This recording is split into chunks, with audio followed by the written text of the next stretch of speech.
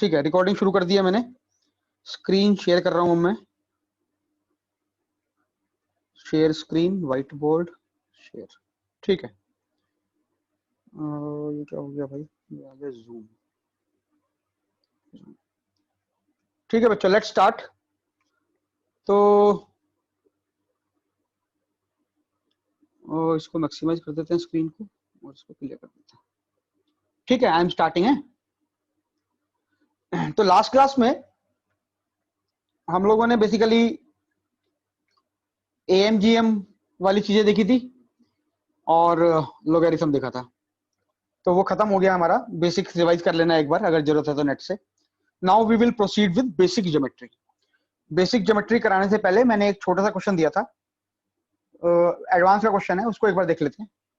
Question था कि minimum, सबको दिखाई दे रहा है बोर्ड पे? Yes sir. हाँ, मिनिमम वैल्यू ऑफ, ठीक है ठीक, minimum value of sum of the numbers, ये दे रखा था हमको, a power -5, a power -4, 3 into a power -3, 1, a power 8 और a पावर 10, ये दे रखी थी हमको चीजें, और हमको दे रखा था a जो है आपका ग्रेटर देन 0 है। अब इस क्वेश्चन में the question is asking us to find out the minimum value of the sum of these numbers। अब हमको ये पता है कि अगर हमारा प्रोडक्ट कांस्टेंट हो कुछ नंबर्स का, तो उसके सम को हम मिनिमाइज कर सकते हैं। ये जो हमने लास्ट क्लास में 2 रिजल्ट्स किए थे, उनमें से दूसरा रिजल्ट जो था वो ये था कि if product of some numbers is constant, if product is constant, then we figured out that sum can be minimised. ये हमने देखा था थ्योरी में लास्ट क्लास में। P इज इक्वल टू, मतलब प्रोडक्ट जो है कांस्टेंट है, कांस्टेंट। तो इस केस में हमको निकालना है minimum value of sum of these numbers. अब इन नंबर्स का जो सम है वो कितना है, ऐसा अगर मैं बोलूं तो कितना है, a power -5 plus a power -4, a power -5 plus a power -4 plus 3 into a power -3 plus 1 plus a power 8 plus a power 10। अब इस सम को हमको मिनिमाइज करना है, और हमको ये पता है कि हम सम को तब मिनिमाइज कर सकते हैं जब हमारा प्रोडक्ट कांस्टेंट हो। इस केस में हमारा प्रोडक्ट कांस्टेंट नहीं है, क्योंकि अगर आप इन नंबर्स को मल्टीप्लाई कर दो तो क्या होगा, a power -5 into a power -4 into 3a power -3 into 1 into a power 8 into a power 10। तो ये बात बनेगी नहीं, कांस्टेंट नहीं आएगा। कांस्टेंट क्या मतलब है, एक ही टर्म्स में आएगा रिजल्ट, कांस्टेंट नहीं आएगा। तो ये कितना हो गया, a पावर -5 -4 -9 हो गया, ये हो गया -12, और यहाँ पे है a पावर 18, तो कितना हो जाएगा 3 into a power 6, which is not a constant. इसका मतलब है ऐसे बात बनेगी नहीं। तो क्या करें, तो वही करेंगे जो हम अब तक करते आए हैं। हम अपने नंबरों को कुछ इस टाइप से लिखेंगे ताकि उनका प्रोडक्ट कांस्टेंट हो जाए। अब ये जो 3 इंटू a पावर -3 है, अगर मैं इसको लिख दूं 3 इंटू a पावर -3 की बजाय अगर मैं इसको बोल दूं a power -5 plus a power -4, इसको मैं ब्रेक कर दूं अगर 3 पार्ट में, a power -3 a power -3 a power -3 को मैं सबको अलग लिख रहा हूँ, 3a पावर -3 नहीं लिख रहा हूँ। उससे क्या होगा, उससे ये होगा कि इनका जो प्रोडक्ट है अब वो कांस्टेंट हो जाएगा। ये है इस मेथड की पावर। तो ये सम जो है, this sum, now this S can be minimised, why, because the product of all this number जो यहाँ पे लिखा हुआ है, कितने नंबर है, 1 2 3 4 5 6 7 8, इन 8 नंबर का प्रोडक्ट कितना है, 1, करके देख लो मल्टीप्लाई।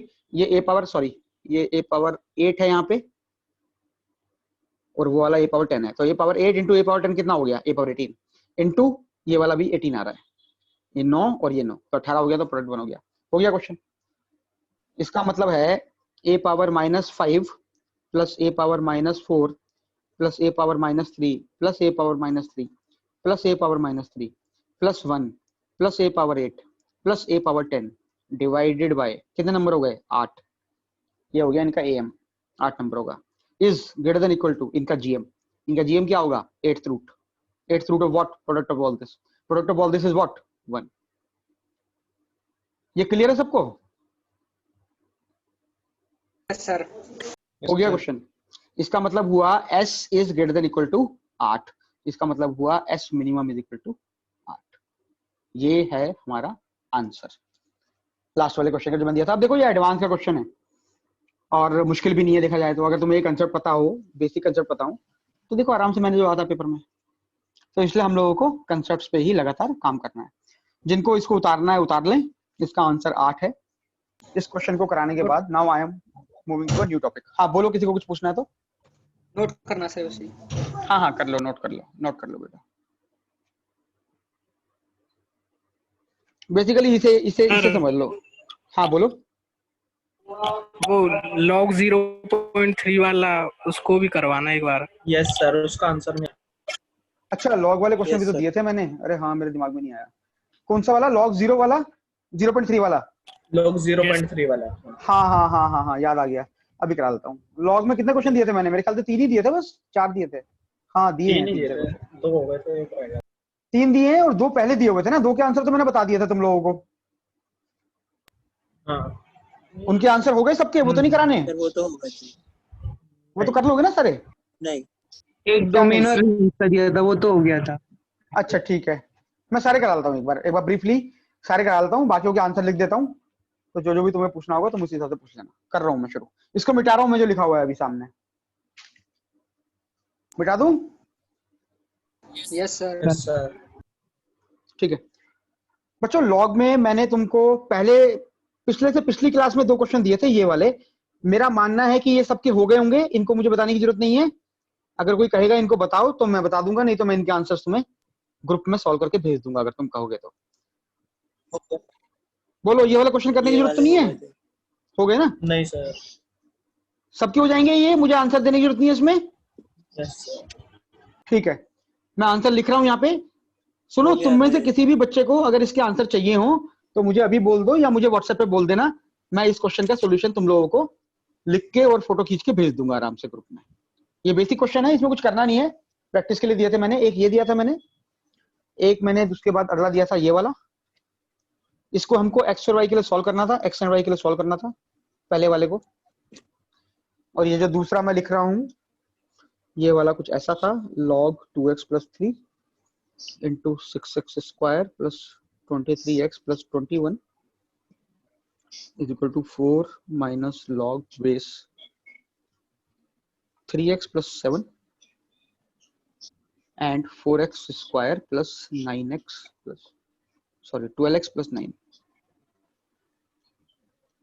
ये था दूसरा क्वेश्चन। इस वाले क्वेश्चन का आंसर मैंने पिछली क्लास में बताया था, वो आएगा x equal to -1/4।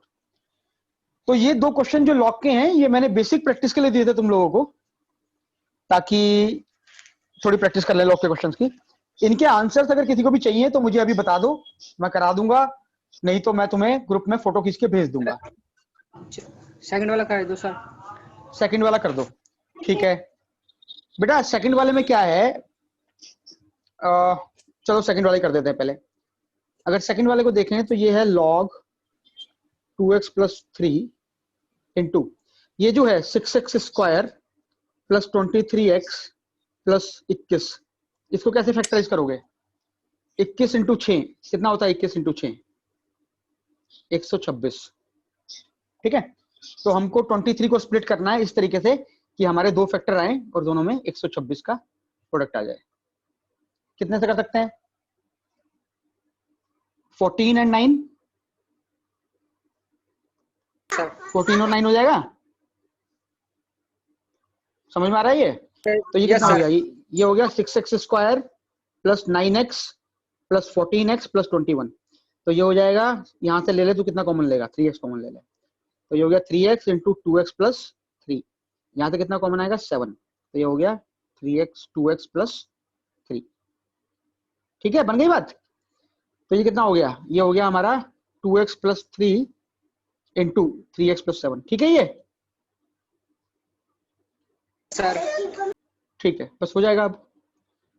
तो इसको मैं लिख रहा हूं log of 2x plus 3 into 3x plus 7। ये बन गया भाई पूरा वर्ग is equal to 4 minus log of 3x plus 7 नीचे है। ये कितना है? ये है 2x प्लस 3 का होल स्क्वायर। यहां तक आ गए थे कि नहीं आ पाए थे? यहां तक आ गए थे सर। यहां तक आ गए थे? यस अरे सर। तो यहाँ तक आ गए तो क्या बच गया, आप कर दो इसको, अब क्या है, अगले स्टेप में हो जाएगा ये। तो ये हो जाएगा log 2x plus three into 2x plus three, log x y लगा रहा हूँ, log x plus log y plus log 2x plus three into 3x plus seven is equal to 4 minus 2 log 3x plus seven into 2x plus three. हो गया कुछ? अब ये कितना हो गया, ये हो गया 1 प्लस, अब ये जो है इसे देखो और इसे देखो, ये दोनों क्या है, एक दूसरे के रेसिप्रोकल है कि नहीं है? तो हम कहते हैं let log 2x plus three into 3x plus seven be equal to y, इसे y ले लो। तो भाई अगर ये y हो गया तो ये कितना हो गया, 1/y हुआ कि नहीं हुआ? Yes sir. क्लियर है ना ये चीज? यस सर क्लियर है। बस कर दो, हो गया 1 plus y is equal to 4 minus 2/y, कर दो इसे सॉल्व। तो ये हो गया y plus y square is equal to 4y minus 2, that means y square minus 3y plus 2 is equal to 0।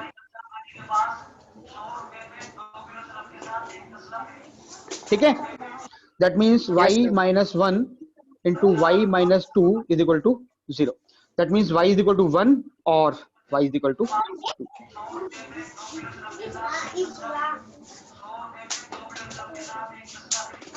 ठीक है, बस Yes, sir. बच्चों अब इसको पुट कर दो, ये आ गया y इज इक्वल टू 1 और y इज इक्वल टू 2, यहाँ पे पुट कर दो, यहाँ पे पुट कर दो।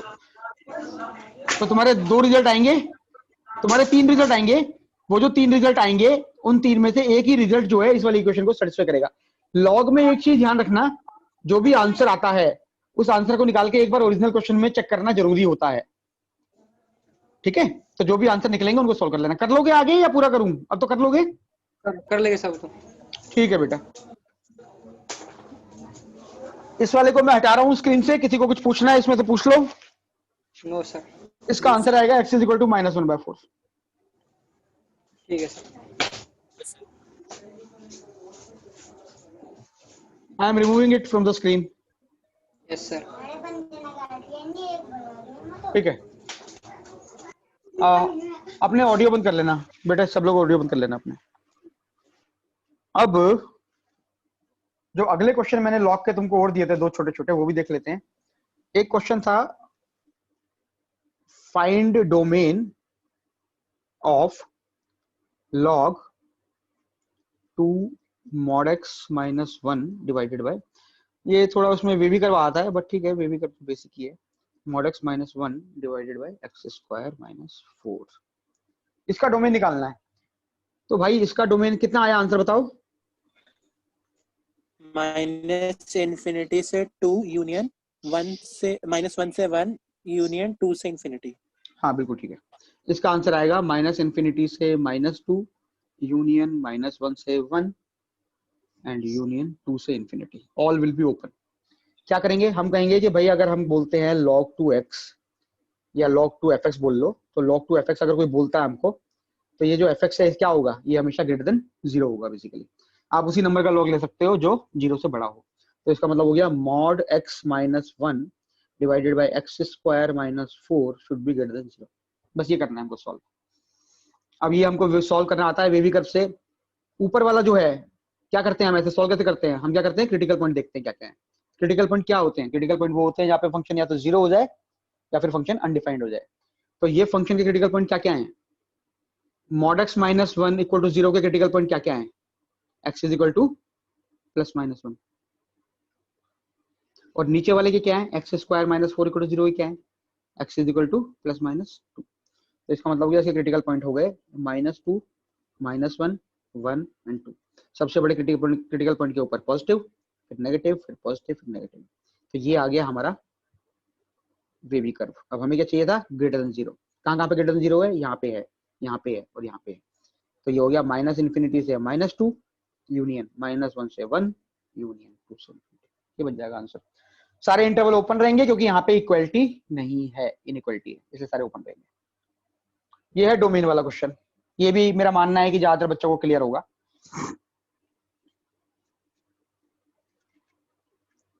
अब आता है अगला क्वेश्चन। अगला क्वेश्चन जो है वो थोड़ा सा बच्चों को अटक रहा है, कुछ बच्चों का हो गया है ऑलरेडी और कुछ का अटक रहा था, तो इसको देख लेते हैं एक बार। इसमें कंसेप्ट है, एक बार थोड़ा ध्यान से देखना। ln 5x square minus 8x plus 4, हमको इसकी रेंज चाहिए। ध्यान से समझना, इसमें दो तीन छोटे छोटे कंसेप्ट आएंगे। रेंज, सबसे पहली बात ln fx, क्योंकि ये ln है, इसका मतलब है, ध्यान से सुनना मेरी बातें सारी, क्योंकि ये ln है, इसका मतलब है इसका बेस जो है 1 से ज्यादा है। अगर कभी भी ln का फंक्शन होता है 1 से ज्यादा होता है तो वो हमेशा इंक्रीजिंग फंक्शन होता है, हमेशा इंक्रीज करता है ln का ग्राफ। ये ln x का ग्राफ है। अब अगर ln x का ग्राफ या ln fx का ग्राफ, कोई बोलता है कि भाई ln fx, ध्यान से सुनना, अब ln fx की रेंज निकालनी है, तो ln fx की रेंज क्या होगी? हमको पता है कि ln का ग्राफ जो होता है लगातार इंक्रीज होता है। इसका मतलब जैसे जैसे fx बढ़ेगा वैसे वैसे ln fx बढ़ेगा, और जैसे जैसे fx कम होगा वैसे वैसे ln fx कम होगा। इसका मतलब ln fx मैक्सिमम कहाँ पे होगा? ln fx मैक्सिमम वहां पे होगा जहां पे fx मैक्सिमम होगा। ये चीज क्लियर है सबको? Yes sir. क्योंकि ln का जो आर्ग्यूमेंट है वो जैसे जैसे बढ़ता है, ये ln का आर्ग्यूमेंट है fx, जैसे जैसे ln का आर्ग्यूमेंट बढ़ता है वैसे वैसे ln की वैल्यू बढ़ती है। तो अगर इसको कोई बोलता है कि मैक्सिमाइज करना है, मैक्सिमम वैल्यू निकालनी है, तो ये मैक्सिमम हो जाएगा वहां पे जहां पे fx मैक्सिमम है। सिंपल। और ln fx कोई बोलता है कि मिनिमम वैल्यू निकालनी है, तो ln fx की मिनिमम वैल्यू हो जाएगी पूरे की, इस पूरे की मिनिमम वैल्यू हो जाएगी, ये मैक्सिमम वैल्यू हो गई, ये पूरे की मिनिमम वैल्यू हो गई जहां पे fx मिनिमम हो। fx नेगेटिव नहीं होना चाहिए, fx नेगेटिव नहीं होना चाहिए, या तो ये होगा ln fx मिनिमम, या फिर होगा ln, या फिर हो जाएगा 0 ग्रेटर देन 0, क्योंकि ln जो है हमेशा 0 से बड़ा होता है, पॉजिटिव से बड़ा होता है। तो अगर ये वैल्यू नेगेटिव हो गई तो अलाउड नहीं करेंगे हम लोग, तो हम कहेंगे 0 को ले लो, और 0 के बाद 0 से इन्फिनिटी चला जाएगा। ये नहीं कह सकता ना कोई कि भाई fx की मिनिमम वैल्यू 3 -3 पे हो रही है तो ln -3 मिनिमम होगा, ये गलत है। उस केस में माइनस इन्फिनिटी हो जाएगा ln 0। ये कंसेप्ट सबको समझ में आ रहा है जो मैं बोल रहा हूँ अभी? Yes sir. चलो फिर यहाँ से आगे बढ़ते हैं। तो now what we will do is we need to find out the range of this function, जो बोर्ड पे लिखा हुआ है। तो अगर हमें इसकी रेंज निकालनी है तो हमें देखना पड़ेगा कि fx कैसे बिहेव कर रहा है, fx कहाँ से कहाँ जा रहा है। एक बार हमने fx को प्लॉट कर लिया तो हमारा रेंज आराम से आ जाएगी। अब fx है 5x square minus 8x plus 4। सबसे पहली बात ax square plus bx plus c, ये जो फंक्शन है a और d पर डिपेंड करेगा कि ये कैसा बिहेव कर रहा है, इसका ग्राफ कैसा बनेगा। दूसरी बात है ax square plus bx plus c जो होता है, इसकी मिनिमम वैल्यू होती है, तुम लोगों को पता होगा मेरे ख्याल से, क्वाड्रेटिक इक्वेशन का ये फंडा नहीं पता तो मैं बता देता हूँ, आगे भी बताऊंगा। मिनिमम वैल्यू, अगर मैं इसे fx बोल रहा हूँ, तो minimum value of ax square plus bx plus c occurs, ध्यान से सुनना ये बात इंपॉर्टेंट है, at x is equal to minus b by 2a। ये इंपॉर्टेंट है, पता है सबको? नहीं पता है तो देख लो एक बार। मैं कह रहा हूँ कि fx is equal to ax square plus bx plus c।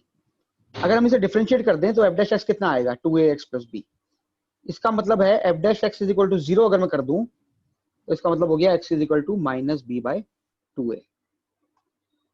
इसका मतलब है जो ग्राफ बनता है या तो ऐसा बनेगा या फिर ग्राफ ऐसा बनेगा, डिपेंडिंग ऑन a पॉजिटिव है कि नेगेटिव है। तो उसका डेरिवेटिव जहां पे 0 होता है, जहां पे डेरिवेटिव 0 है, वहां पे फंक्शन की या तो मिनिमम वैल्यू होगी या फिर मैक्सिमम वैल्यू होगी। कैसे पता चलेगा मिनिमम वैल्यू है उस पॉइंट पे कि मैक्सिमम वैल्यू है? डिपेंड करेगा a क्या है। अगर a ग्रेटर देन 0 है तो इस पॉइंट पे मिनिमम वैल्यू हो जाएगी, इस केस में a ग्रेटर देन 0 है। अगर a लेस देन 0 है तो इस पॉइंट पे मैक्सिमम वैल्यू हो जाएगी। तो x equal to minus b by 2a जो है एक इंपॉर्टेंट पॉइंट होता है ax square plus bx plus c के लिए। अगर लीडिंग कोएफिशिएंट पॉजिटिव हो तो इस पॉइंट पे फंक्शन की वैल्यू मिनिमम होती है, और अगर लीडिंग कोएफिशिएंट नेगेटिव हो तो इस पॉइंट पे फंक्शन की वैल्यू मैक्सिमम होती है। ये चीज अगर तुम सबको समझ में आ गई है जो मैंने अभी बोली है तो मैं आगे बढ़ूं, अगर नहीं समझ में आई है तो कोई पूछ लो मुझसे जिसको समझ नहीं आई है। ये इंपॉर्टेंट चीज है, ध्यान रखिएगा। ax square plus bx plus c की मैक्सिमम और मिनिमम वैल्यू होती है हमेशा इस पॉइंट पे। वो वैल्यू मैक्सिमम है कि मिनिमम है डिपेंड करेगा उसका ग्राफ कैसा है। अगर ग्राफ ऐसा है तो इस पॉइंट पे मिनिमम वैल्यू आएगी, ये पॉइंट हमेशा होगा, पॉइंट मतलब इस पॉइंट का x कोऑर्डिनेट हमेशा होगा x equal to minus b by 2 है। सिमिलरली अगर ग्राफ डाउनवर्ड है तो भी इस पॉइंट पे मैक्सिमम वैल्यू आ जाएगी which is x equal to minus b by 2a पे होगी। ये वैल्यू होगी कितनी वो निकालने के लिए आपको x की ये वैल्यू फंक्शन के अंदर डालनी पड़ेगी कि x equal to minus b by 2 है, तो यहाँ डाल दो मैक्सिमम या मिनिमम। अगर ये चीज समझ में आ गई है जो मैंने बोर्ड पे लिखी है तो मैं आगे बढ़ सकता हूँ। बढ़ जाऊं? Yes sir. आ गई सर। ठीक है, सबको क्लियर है ना? Yes sir. Yes, sir. Very good, very good. Let's proceed. तो भाई हमको दिया हुआ था उसने ln 5x square minus 8x plus 4 और वो बोल रहा है रेंज निकालो। अब देखो 5x square minus 8x plus 4 है, ठीक है, तो इसका डिस्क्रिमिनेंट कितना है? इसका डिस्क्रिमिनेंट है b square minus 4 into 4 into 5 which is less than 0।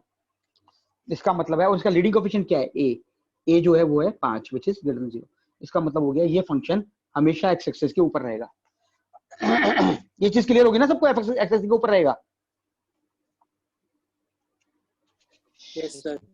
अब अगर ये x एक्सिस के ऊपर है और हमको इसकी रेंज निकालनी है, तो इसकी रेंज कैसे निकलती है? इसकी मिनिमम वैल्यू कहाँ पे आएगी? जहां पे ये मिनिमम होगा। ये मिनिमम कहाँ पे होगा? यहाँ पे होगा। वो पॉइंट कितना है? माइनस बी बाई 2 है। कितना हो गया? Minus of minus b by 2a which is equal to 4/5। तो x इक्वल टू 4/5 पे ये वैल्यू मिनिमम होने वाली है। और मैक्सिमम वैल्यू इसकी कितनी होगी? इनफाइनाइट। ये देखो इनफाइनाइट जाएगा, ये ऊपर की तरफ बढ़ता जाएगा।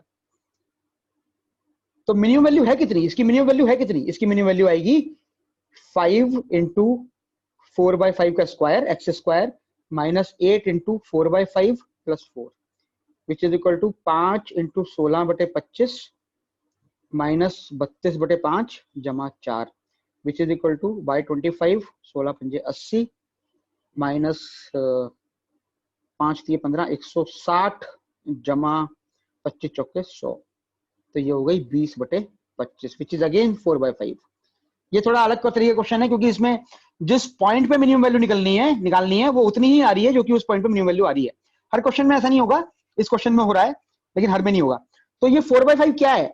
4/5 इस वाले फंक्शन की, अंदर वाले की, लॉग के आर्गुमेंट की मिनिमम वैल्यू है। तो इसकी मिनिमम वैल्यू कितनी है? 4/5। और इसकी मैक्सिमम वैल्यू कितनी है? इन्फिनिटी। तो रेंज कितनी हो गई? ln मिनिमम वैल्यू 4/5 से लेके इन्फिनिटी। ये हो गया आपका आंसर। ये है आंसर जो मैंने यहाँ पे लिखा हुआ है। इसमें किसी को कुछ पूछना है तो मुझसे पूछ सकता है। अब ये मैंने पूरा आंसर लिख दिया इसका। इस क्वेश्चन का आंसर ये है, ये रेंज है। नहीं पूछना सर। ठीक है, बहुत बढ़िया बात है। किसी और को कुछ पूछना है तो पूछ लो भाई। रुक रहा हूँ मैं आधे सेकंड के लिए, 1 मिनट के लिए, फिर मैं भाग जाऊंगा आगे। सर ये ग्राफ वाई एक्सिस पर कहाँ काटेगा?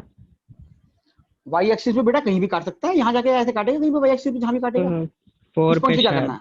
हाँ, जहाँ भी काटेगा, जहाँ पे भी वाई एक्सिस को काट रहा है वहां पे तू बेसिकली 5x स्क्वायर, x को 0 कर देना। x को 0 कर देगा तो 4 पे काटेगा। 4 पे काटेगा। x को 0 कर देते तेरा पॉइंट आ जाएगा। ओके। ठीक है, सबको क्लियर है ये चीज? Yes sir. ठीक है, नाउ वीडियो चेक कर लेना, बाद में मैं लिंक डाल दूंगा, अगर कोई दिक्कत है तो चेक कर लेना। अब मैं क्या करूंगा, now I will take up that question जो बच्चे बोल रहे थे शुरू में कि सर वो भी करा दो, वो क्लियर नहीं हो रहा है। वो थोड़ा सा अलग तरीके का है तो उसमें थोड़ी दिक्कत आ सकती है, तो एक बार उसको देख लेते हैं कि वो क्या कह रहा है।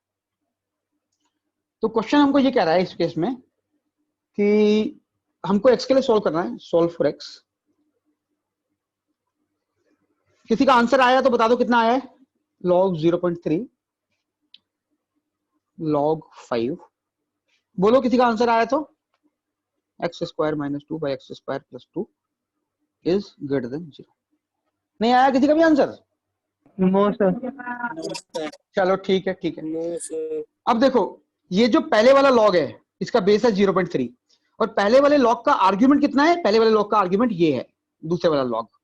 अब जब भी बेस नेगेटिव होता है, मतलब बेस अगर 0 से 1 होता है तो फंक्शन का ग्राफ ऐसा बनता है।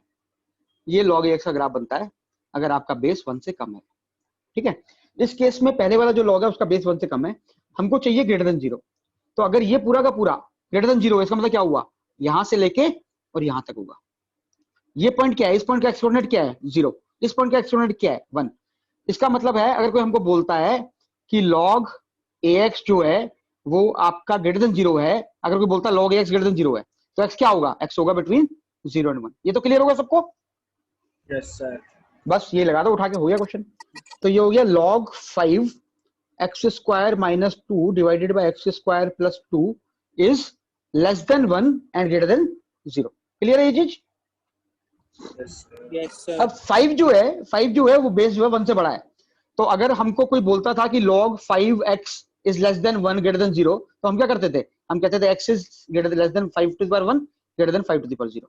ऐसा करते थे सीधा? Yes, sir. बस वही चीज यहाँ पे करनी है. तो हम कहेंगे x square minus 2 divided by x square plus 2 should be less than 5 but greater than 5 to the power 0, which is 1. ये बन गई बात? Yes, sir. अब ध्यान से देखना जरा जो बोलने वाला हूं मैं. बच्चों न्यूमिनेटर जो है वो है एक्स स्क्वायर माइनस 2 और डिनोमिनेटर जो है वो है एक्स स्क्वायर प्लस 2. तो डिनोमिनेटर जो है x square plus 2 will always be greater then numerator. क्योंकि डिनोमिनेटर न्यूमिनेटर से ज्यादा है तो ये जो फ्रैक्शन है बीच में x square minus 2 x square plus 1 ये हमेशा 1 से कम होगा और हमको वो वैल्यू निकालनी है जहां पे ये 1 से लेके 5 हो. इसका मतलब है देयर इज नो सॉल्यूशन. इस क्वेश्चन का आंसर है नो सॉल्यूशन. जिन भी बच्चों का नो सॉल्यूशन निकला है उनको लगा कि मैथमेटिकल इनकंसिस्टेंसी आ रही है वो बिल्कुल सही कर रहे हैं क्योंकि इस क्वेश्चन का कोई भी आंसर नहीं है. Yes, sir. ठीक है. Yes, sir. चलो दैट्स गुड. किसी को कुछ पूछना पूछो वरना now I will proceed to basics of coordinate geometry. ठीक है बच्चों मैं शुरू कर रहा हूं.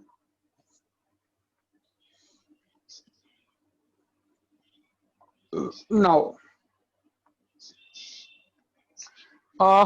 today's class we will look at basics of geometry. Basic geometry की भी मुझे लगता है 2 क्लास हो जाएंगी, आज की और कल की. तो बेसिक ज्योमेट्री काफी इंपॉर्टेंट है इसलिए इसको ध्यान रखना. ये मत सोचना कि सर कोऑर्डिनेट ज्योमेट्री अगले हफ्ते से पढ़ाएंगे, ऐसा नहीं है. ये बेसिक ज्योमेट्री भी कोऑर्डिनेट ज्योमेट्री का ही पार्ट है क्योंकि आईआईटी में जब क्वेश्चंस आते हैं तो क्वेश्चंस ऑब्जेक्टिव टाइप्स आते हैं. तो आपसे कोई पूछता नहीं है कि आपने कैसे सॉल्व किया, तो आप किसी भी मेथड को यूज करके क्वेश्चन को सॉल्व कर सकते हैं. And that is what we should be trying to do. Learn as much skills as possible, as many tools as possible so that we can apply them wherever it is required. ठीक है बच्चों. तो basic geometry में let's start with a very basic figure which is a triangle. मैं बहुत छोटे छोटे concept जो हैं उनको टच करता हुआ जाऊंगा और थोड़ा स्पीड पे जाऊंगा क्योंकि 9th और 10th क्लास के कंसेप्ट हैं. ये सारे कंसेप्ट 9th और 10th क्लास के हैं. तो I will go little fast. बच्चों अपना ऑडियो बंद कर दो यार, अपना ऑडियो बंद कर दो सब लोग. ये थोड़ा ध्यान रखा करो यार क्योंकि इतने सारे बच्चे जुड़े हैं ना तो ऑडियो अगर ऑन हो जाता है तो फिर नॉइज आती है. तो मैं थोड़ा तेज जाऊंगा क्योंकि ये सिंपल टॉपिक है. किसी को भी दिक्कत होगी तो मुझसे पूछ लेना या मुझे रोक देना. हाँ कोई कुछ पूछ रहा था शायद, किसी को कुछ पूछना था पूछ लो पहले. चलो ठीक है. तो बेसिक ज्योमेट्री में we are starting with triangles. Let's say triangle जो होता है कोई भी उसके बेसिकली ट्राइंगल के 6 पैरामीटर होते हैं. वो 6 पैरामीटर होते हैं. जैसे एबीसी बोल दिया तो ये ए हो गया. अगर एंगल है तो ये स्मॉल साइड ए लिखते हैं, ये बी लिखते हैं, सी लिखते हैं. तो इसके 6 पैरामीटर होते हैं A B C, then angle A, then angle B and angle C. तो ये 6 पैरामीटर होते हैं. 6 अननोन होते हैं बेसिकली किसी भी ट्राइंगल में. इन 6 अननोन में से ध्यान से सुनना, सारी बातें छोटी छोटी बातें हैं लेकिन इंपॉर्टेंट चीजें हैं जो बोलते रहते हैं. इन 6 अननोन में से अगर आपको कोई भी 3 वैल्यू पता हो, अगर आपको कोई भी 3 वैल्यू पता हो तो आप बाकी 3 वैल्यूज को निकाल सकते हैं. कैसे निकालेंगे? 2 रूल होते हैं जो हम यूज करते हैं निकालने के लिए. पहला है sine rule, a by sin a is equal to b by sin b is equal to c by sin c. This can be used for finding out the relation between unknown sides or unknown angles. दोबारा मेरी बात ध्यान रखना. इन 6 unknown में से if you know any 3 we can find the rest 3. We can find all 6. अगर आपको 3 पता हो, कोई भी 3, तो आप बाकी सारे के सारे 6 निकाल सकते हैं. अगर एंगल पता हो, अच्छा रेशो आ जाएंगे, हाँ ठीक है उसी से निकल जाएगा. दूसरा रिजल्ट जो हम यूज करते हैं निकालने के लिए वो है ये वाला कोसाइन रूल. तो अगर कोई बोलता है cos a तो cos a will be equal to b square plus c square minus a square divided by 2bc. Similarly there will be cos b, symmetric results हैं सारे के सारे, which will be a square plus c square minus b square divided by 2ab. तो ये basic results हमको पता होने चाहिए. इनका हम we will make use of them as and when we need them divided by 2ab. ये हो जाएगा 2ac. ये हो गए हमारे रिजल्ट्स जिनको यूज करके हम ट्राइंगल के अननोन साइड्स निकाल सकते हैं या अननोन एंगल्स निकाल सकते हैं. दूसरी चीज, अगर एक ट्राइंगल की 3 साइड है ए बी सी, उससे पहले ये वाला तो सब फंडामेंटल है ही कि a plus b plus c is equal to पाई और 180 डिग्री डिपेंडिंग ऑन रेडियन है की डिग्री है. दूसरी चीज है अगर ट्राइंगल की साइड है ABC, then sum of any two sides of a triangle is greater than the third side. This will always be true. Sum of any two sides of a triangle is always greater than the third side. इसको भी ध्यान रखिएगा.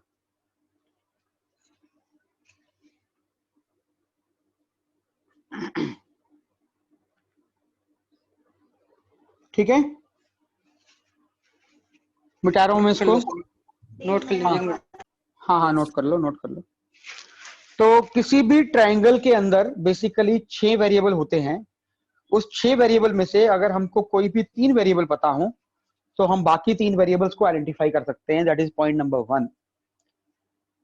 Point number 2 is to find out the unknowns. We can make use of sine rule, or we can make use of the cosine rule.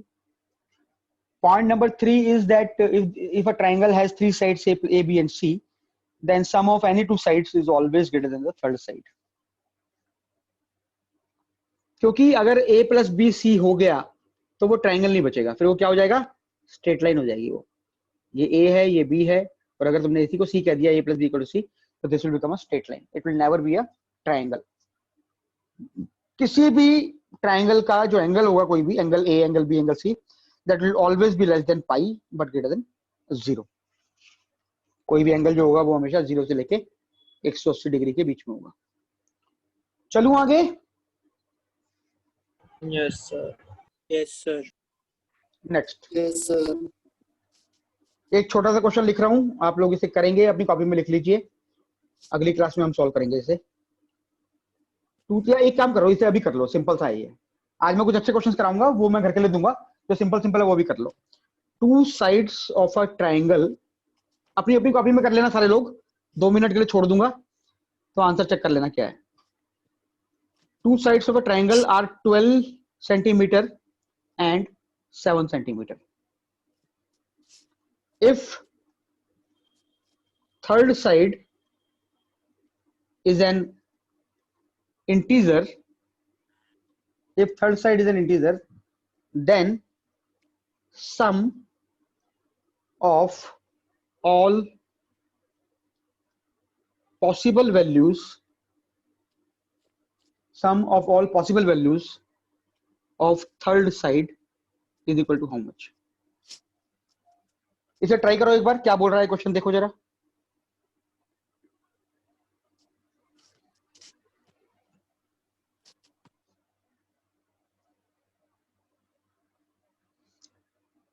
Try करो इसको एक बार, simple सा है, कुछ ज्यादा करना नहीं है इसमें. एक बार निकाल लो बस वैल्यू कि 2 साइड दे रखी है 12 और 7. तीसरी साइड इंटीजर है. अगर तीसरी साइड इंटीजर है तो तीसरी साइड, तो बोलो एक बार. If somebody else wants to tell the answer, और टाइम ले लो, लेना है तो 1 मिनट का. ट्राई करो. देख रहे हो, छोटे छोटे कंसेप्ट से छोटे छोटे क्वेश्चन बन जाते हैं. ये क्वेश्चन भी किसी इंजीनियरिंग एंट्रेंस एग्जाम में आया था, 1 या 2 नंबर का ऑब्जेक्टिव क्वेश्चन.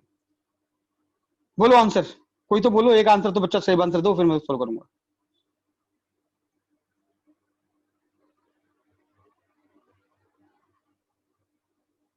बोलो, कोई तो बोलो.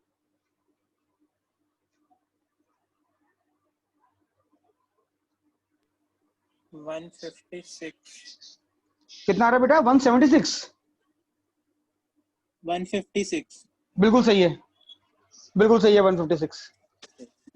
भाई बाकी बच्चे क्या कर रहे हो यार? या तो तुम लोगों को मेरी बात समझ में नहीं आ रही है, या तुम लोग पढ़ नहीं रहे हो, या तुम लोग ट्राई नहीं कर रहे हो. इनमें से जो भी चीज है उसको थोड़ा एक्ट करो उसके ऊपर. बहुत छोटी छोटी चीजें हैं, हम कोई मुश्किल चीजें नहीं कर रहे हैं अभी तो हम सिर्फ सीख रहे हैं कि हमको बढ़ना कैसे आगे. एक बार सीखेंगे तो आगे बढ़ेंगे. Now I am solving it. Okay, देखो सब लोग देख लो जिनको भी समझ में नहीं आ रहा है. 12, 7 and let's say third side is x, where x is integer. अब हमको क्या पता है? sum of any two sides of a triangle is always greater than the third side. That means 7 plus x will be greater than 12 and 12 plus x will be greater than 5. Sorry, 12 plus x will be greater than 7. यहां से क्या निकल के आया? पहले वाला क्या बोल रहा है? पहले वाला बोल रहा है x should be greater than 5. दूसरे वाला क्या बोल रहा है? दूसरा वाला बोल रहा है x should be greater then -5। तो इन दोनों को कंबाइन कर दोगे तो क्या निकल के आएगा, x इज ग्रेटर देन 5। पहली बात, अगर ये क्लियर है सबको तो मैं आगे बढ़ूंगा। ठीक है ये एक और रो बता सर, एक भाई और देख, बता। क्वेश्चन ये कह रहा है कि एक ट्राइंगल है जिसकी एक साइड 12 है और एक साइड 7 है। फिर कहता है कि अगर तीसरी साइड इंटीजर है तो sum of all possible sides of third side कितना होगा, थर्ड साइड की जो भी पॉसिबिलिटी है उनकी जितनी वैल्यूज आएंगी उनका सम कितना आएगा। तो हमने क्या किया, हमने कहा कि लेट्स से पहली साइड 12 है, दूसरी साइड 7 है, तीसरी को मैंने x मान लिया, x इंटीजर है। तो सबसे पहले हमने अभी ट्राइंगल में देखा था कि कोई भी ट्राइंगल होता है उसकी अगर साइड्स हैं ABC तो किन्हीं भी दो साइड का सम जो है वो तीसरी से ज्यादा होता है। ये तो हमको पता ही है, बस मैंने वही लगाया और कुछ नहीं किया। Yes sir. तो मैं ये कह रहा हूँ कि 12 जमा 7 x से बड़ा, x 12 जमा x 7 से बड़ा होगा ये रहा, और 7 जमा x 12 से बड़ा होगा। तो जब मैंने इनको सॉल्व किया तो एक पहले से निकल के आया x 5 से बड़ा होना चाहिए, दूसरे से आया x -5 से बड़ा होना चाहिए, कंबाइन कर दे तो तेरा आ गया x 5 से बड़ा होना चाहिए। क्लियर है यहाँ तक? Yes sir. Okay. Now yes sir. एक और चीज है कि 12 जमा 7 ये भी तो x से बड़ा होगा ना भाई, क्योंकि sum of any two side will be greater than the third side. ठीक है, तो 12 जमा 7 भी x से बड़ा होगा। ये क्लियर है सबको ये वाला? Yes sir. इसका मतलब क्या हुआ, x will be less than 19। बस हो गया। तो x जो है 5 से बड़ा है और 19 से छोटा है। इसका मतलब x की वैल्यू क्या क्या होंगी, 6, 7, 8 से लेके 18 तक। तो रिक्वायर्ड सम कितना आ गया, सम ऑफ ऑल पॉसिबल वैल्यूज कितना हो गया, 6 जमा 7 जमा 8 टिल 17 जमा 18। इसकी वैल्यू निकालनी है। एक बच्चे ने इसको लिखा n into n plus 1/2, 18 into 19/2, उसका आ गया 171। गलती कर रहे हो बेटा, क्या कर रहे हो, 1 से लेके 5 तक नंबर थोड़ी है तुम्हारे पास, तो तुम ये फॉर्मूला थोड़ी लगा सकते हो। तो हमको निकालना है ये 6 + 7 + 8 टिल 18। क्या करेंगे, 1 जमा 2 5 तक इसके अंदर जोड़ दो तो ये पूरा का पूरा सीरीज बन जाएगी 18 तक। उसके बाद 1 2 3 4 5 को इसमें से घटा दो तो ये आ जाएगा आपका आंसर। क्लियर है ये? Yes sir. तो ये 1 से लेके 18 के सम की वैल्यू कितनी आ गई, 18 इंटू 19/2 माइनस ये कितना हो गया 5 इंटू 6/2। इसको सॉल्व करोगे तो आंसर आएगा 156। ठीक है, अगर अब तुम लोग कहोगे तो मैं आगे बढ़ूंगा, किसी को कुछ पूछना है इसमें तो पूछ लो। नहीं अवनीश देख लो बेटा, बोर्ड पे कर दिया है मैंने। 21 क्यों कर रहे हो यार, 21 मैं 42 वो का? समय निकाल रहा था गलती से। अच्छा, तुम सब निकाल रहे थे। ठीक है, अब समझ में आ गया ना बेटा? Yes sir. ठीक है, यस सर। ठीक है बेटा, आगे बढ़ रहा हूं मैं यहाँ से। I am cleaning this now. तो हमने बेसिकली ट्राइंगल का बेसिक देखा कि उसके अंदर 6 वेरिएबल है। अब आगे बढ़ते हैं, थोड़ा ट्राइंगल की प्रॉपर्टीज को स्टडी करते हैं, बेसिक जो इंपॉर्टेंट है। सबसे पहली प्रॉपर्टी एक्सटर्नल एंगल थ्योरम। अगर ये अल्फा है, ये बीटा है और ये गामा है। मैं बेसिकली आपकी पूरी 9th और 10th क्लास की जो ज्योमेट्री है उसको रिवाइज करा दूंगा आज वाली क्लास में और कल वाली क्लास यस में। सर। प्लस मैं कुछ ऐसी चीजें भी करा दूंगा जो कोऑर्डिनेट के पॉइंट ऑफ व्यू से इंपॉर्टेंट है। तो इसलिए आज की और कल की क्लास काफी इंपॉर्टेंट है, इसको ध्यान रखना। और जिनको भी दिक्कत हो समझने में वो लोग बाद में वीडियो लेक्चर्स देख लेना, वीडियो लेक्चर्स में रिकॉर्ड कर दूंगा। ठीक है, तो ये हो गया हमारा alpha is equal to beta plus gamma. ठीक है, ये हो गई हमारी एक्सटर्नल एंगल जो होता है, sum of external angle is equal to sum of internal angles. दूसरी चीज आगे चलते हैं। अगर एक ट्राइंगल है मेरे पास, लेट्स से ABC, इस ट्राइंगल में कोई भी पॉइंट ले लो कहीं पे, बेस पे D ले लो, इसे D ले लेते हैं। तो ये बन गया मेरा AD और लेट्स से ये मैंने परपेंडिकुलर ड्रॉप किया which is of height H। तो अगर ये पूरी लेंथ B है BC की, तो area of triangle ABD, area of triangle ABD divided by area of triangle ACD क्या होगा इसका रेशो, इस वाले ट्राइंगल का ABD का रेशो और इस वाले ट्राइंगल का एरिया का रेशो कितना आना चाहिए? क्या करोगे बताओ? बेस ये होगा BD divided by DC। DC। Clear है सबको? BD divided by DC। Yes sir. ठीक है, इसको लिखते जाना सब लोग साथ साथ। किसी को कोई दिक्कत हो रही हो, समझ ना आ रहा हो तो पूछ लेना। BD बाय DC बेसिकली क्यों होगा? एरिया होता है half into base into height. अगर तुम पहले वाले ट्रायंगल का एरिया निकालोगे तो बेस हो जाएगा BD, हाइट हो जाएगी H। दूसरे वाले ट्रायंगल के लिए बेस हो जाएगा DC, हाइट हो जाएगी H। तो हाइट से हाइट कट जाएगी, बच जाएगा ये। छोटी छोटी चीजें मतलब पता होनी चाहिए, इसलिए लिखवा रहा हूं मैं बस कि एरिया दो ट्रायंगल का लोगे तो वो हो जाएगा रेशियो ऑफ साइड्स।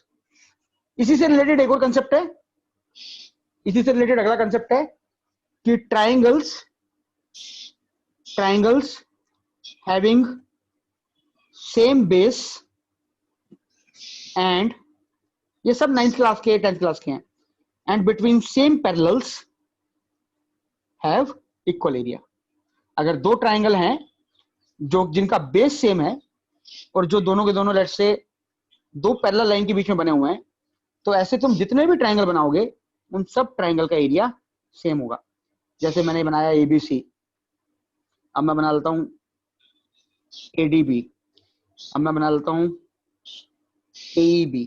आप जितने मर्जी ट्रायंगल बना लो, तो जितने भी ट्रायंगल बनेंगे AEB area will be equal to area of triangle ACB। Area लिख रहा हूं मैं यहाँ पे, सबका एरिया सेम होगा। Will be equal to area of triangle ADB and so on. Basically अगर दो पैरेलल लाइन के बीच में जितने भी ट्रायंगल आपके बनेंगे, अगर दो पैरेलल लाइंस हैं तो उनके बीच में जितने भी ट्रायंगल्स आपके बनते हैं तो उन सब ट्रायंगल्स का जो एरिया होगा वो सेम होगा। उसका लॉजिक क्या है? उसका लॉजिक वही है जो पहले था, half into base into height. Because these triangles are between same parallels, that means their heights are equal, and because these triangles are made on the same base, so area of these triangles is going to be equal. चलो let's proceed। अब मैं आगे बढ़ रहा हूं। मैं बहुत धीरे धीरे ऐसे काफी सारे कंसेप्ट एक के बाद एक कराता चला जाऊंगा, इसलिए सब लोग ध्यान दें और जो भी चीज समझना है मुझसे पूछते चले जाएं। ये हमारी बेसिक ज्योमेट्री क्लास नंबर 1 है। कल शाम को दोबारा बेसिक ज्योमेट्री क्लास नंबर 2 लूंगा मैं। उसमें मैं बेसिक ज्योमेट्री कोशिश करूंगा कि मेरी तरफ से निपट जाए, so that we can start with coordinate geometry going forward. कल की क्लास का जो टाइम होगा वो मैं इन्फॉर्म कर दूंगा ग्रुप पे और लिंक भी भेज दूंगा अकॉर्डिंगली। Now let's proceed. एक है राइट एंगल ट्राइंगल, इसको ध्यान रखिएगा। ये बच्चों आपको लग रहा होगा कि सर ये क्या पढ़ाने लग गए, लेकिन समझने की कोशिश करना, ये सारी चीजें बहुत जरूरी होती हैं। IIT का पेपर निकालने का मतलब ये नहीं होता है कि सिर्फ 11 12 का मैथ्स पता होना चाहिए, मैथ्स की अंडरस्टैंडिंग होनी चाहिए। तो जो भी हमारी 1 से लेके 10 तक की मैथ्स हुई है वो फाउंडेशन है बेसिकली आगे के लिए, तो फंडे क्लियर होने चाहिए। देखो भैया दो चीजें हैं, अगर ये राइट एंगल ट्राइंगल है तो C square will be equal to A square plus B square. अगर C square equal to A square plus B square है तो आप कह सकते हैं कि ये राइट एंगल ट्राइंगल होगा। और राइट एंगल कहां पे होगा? Right angle opposite to angle C, जो यहां पे आ रहा है, इसके अपोजिट वाला जो एंगल होगा वो राइट एंगल हो जाएगा। ये तो सबको पता होगा। Yes sir. अब मुझे ये बताओ, ध्यान से सोच के बताना, if c square is greater than A square plus B square होगा तो क्या होगा? है किसी को आइडिया? ऑब्ट्यूस होगा। हाँ बहुत बढ़िया। अगर सी स्क्वायर ए स्क्वायर और बी स्क्वायर से बड़ा हो जाएगा तो ये ऑब्ट्यूस बन जाएगा। इसको ध्यान रखना, ये ऐसा बन जाएगा, ऐसा। अगर ये ट्राइंगल होता है तो इस केस में C square will be greater than A square plus B square. इस चीज को सब लोग याद रखिएगा। C square greater than A square plus B square, that means obtuse triangle. Obtuse angle opposite to angle C. Obtuse triangle will be opposite to angle C. Side. Similarly, अगर ये acute होगा ऐसे करके, ये C हो गया, हाँ sorry opposite to side C, not angle C. Opposite to side C. बिल्कुल सही। अगर ये C हो गया, ये A है और ये B है, अगर सी स्क्वायर लेस देन ए स्क्वायर प्लस बी स्क्वायर है तो ये हो जाएगा सीधा सीधा acute angle triangle. Acute angle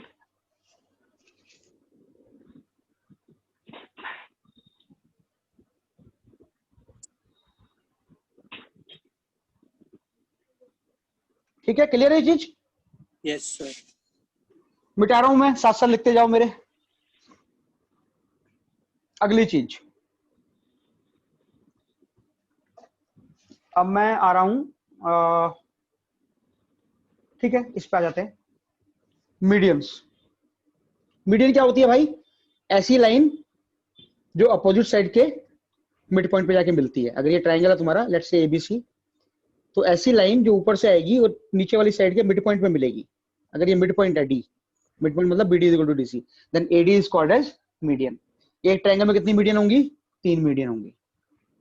उन तीनों मीडियन का जो मिड पॉइंट होगा, जो मीटिंग पॉइंट होगा, उसे क्या कहेंगे हम? सेंट्रॉइड।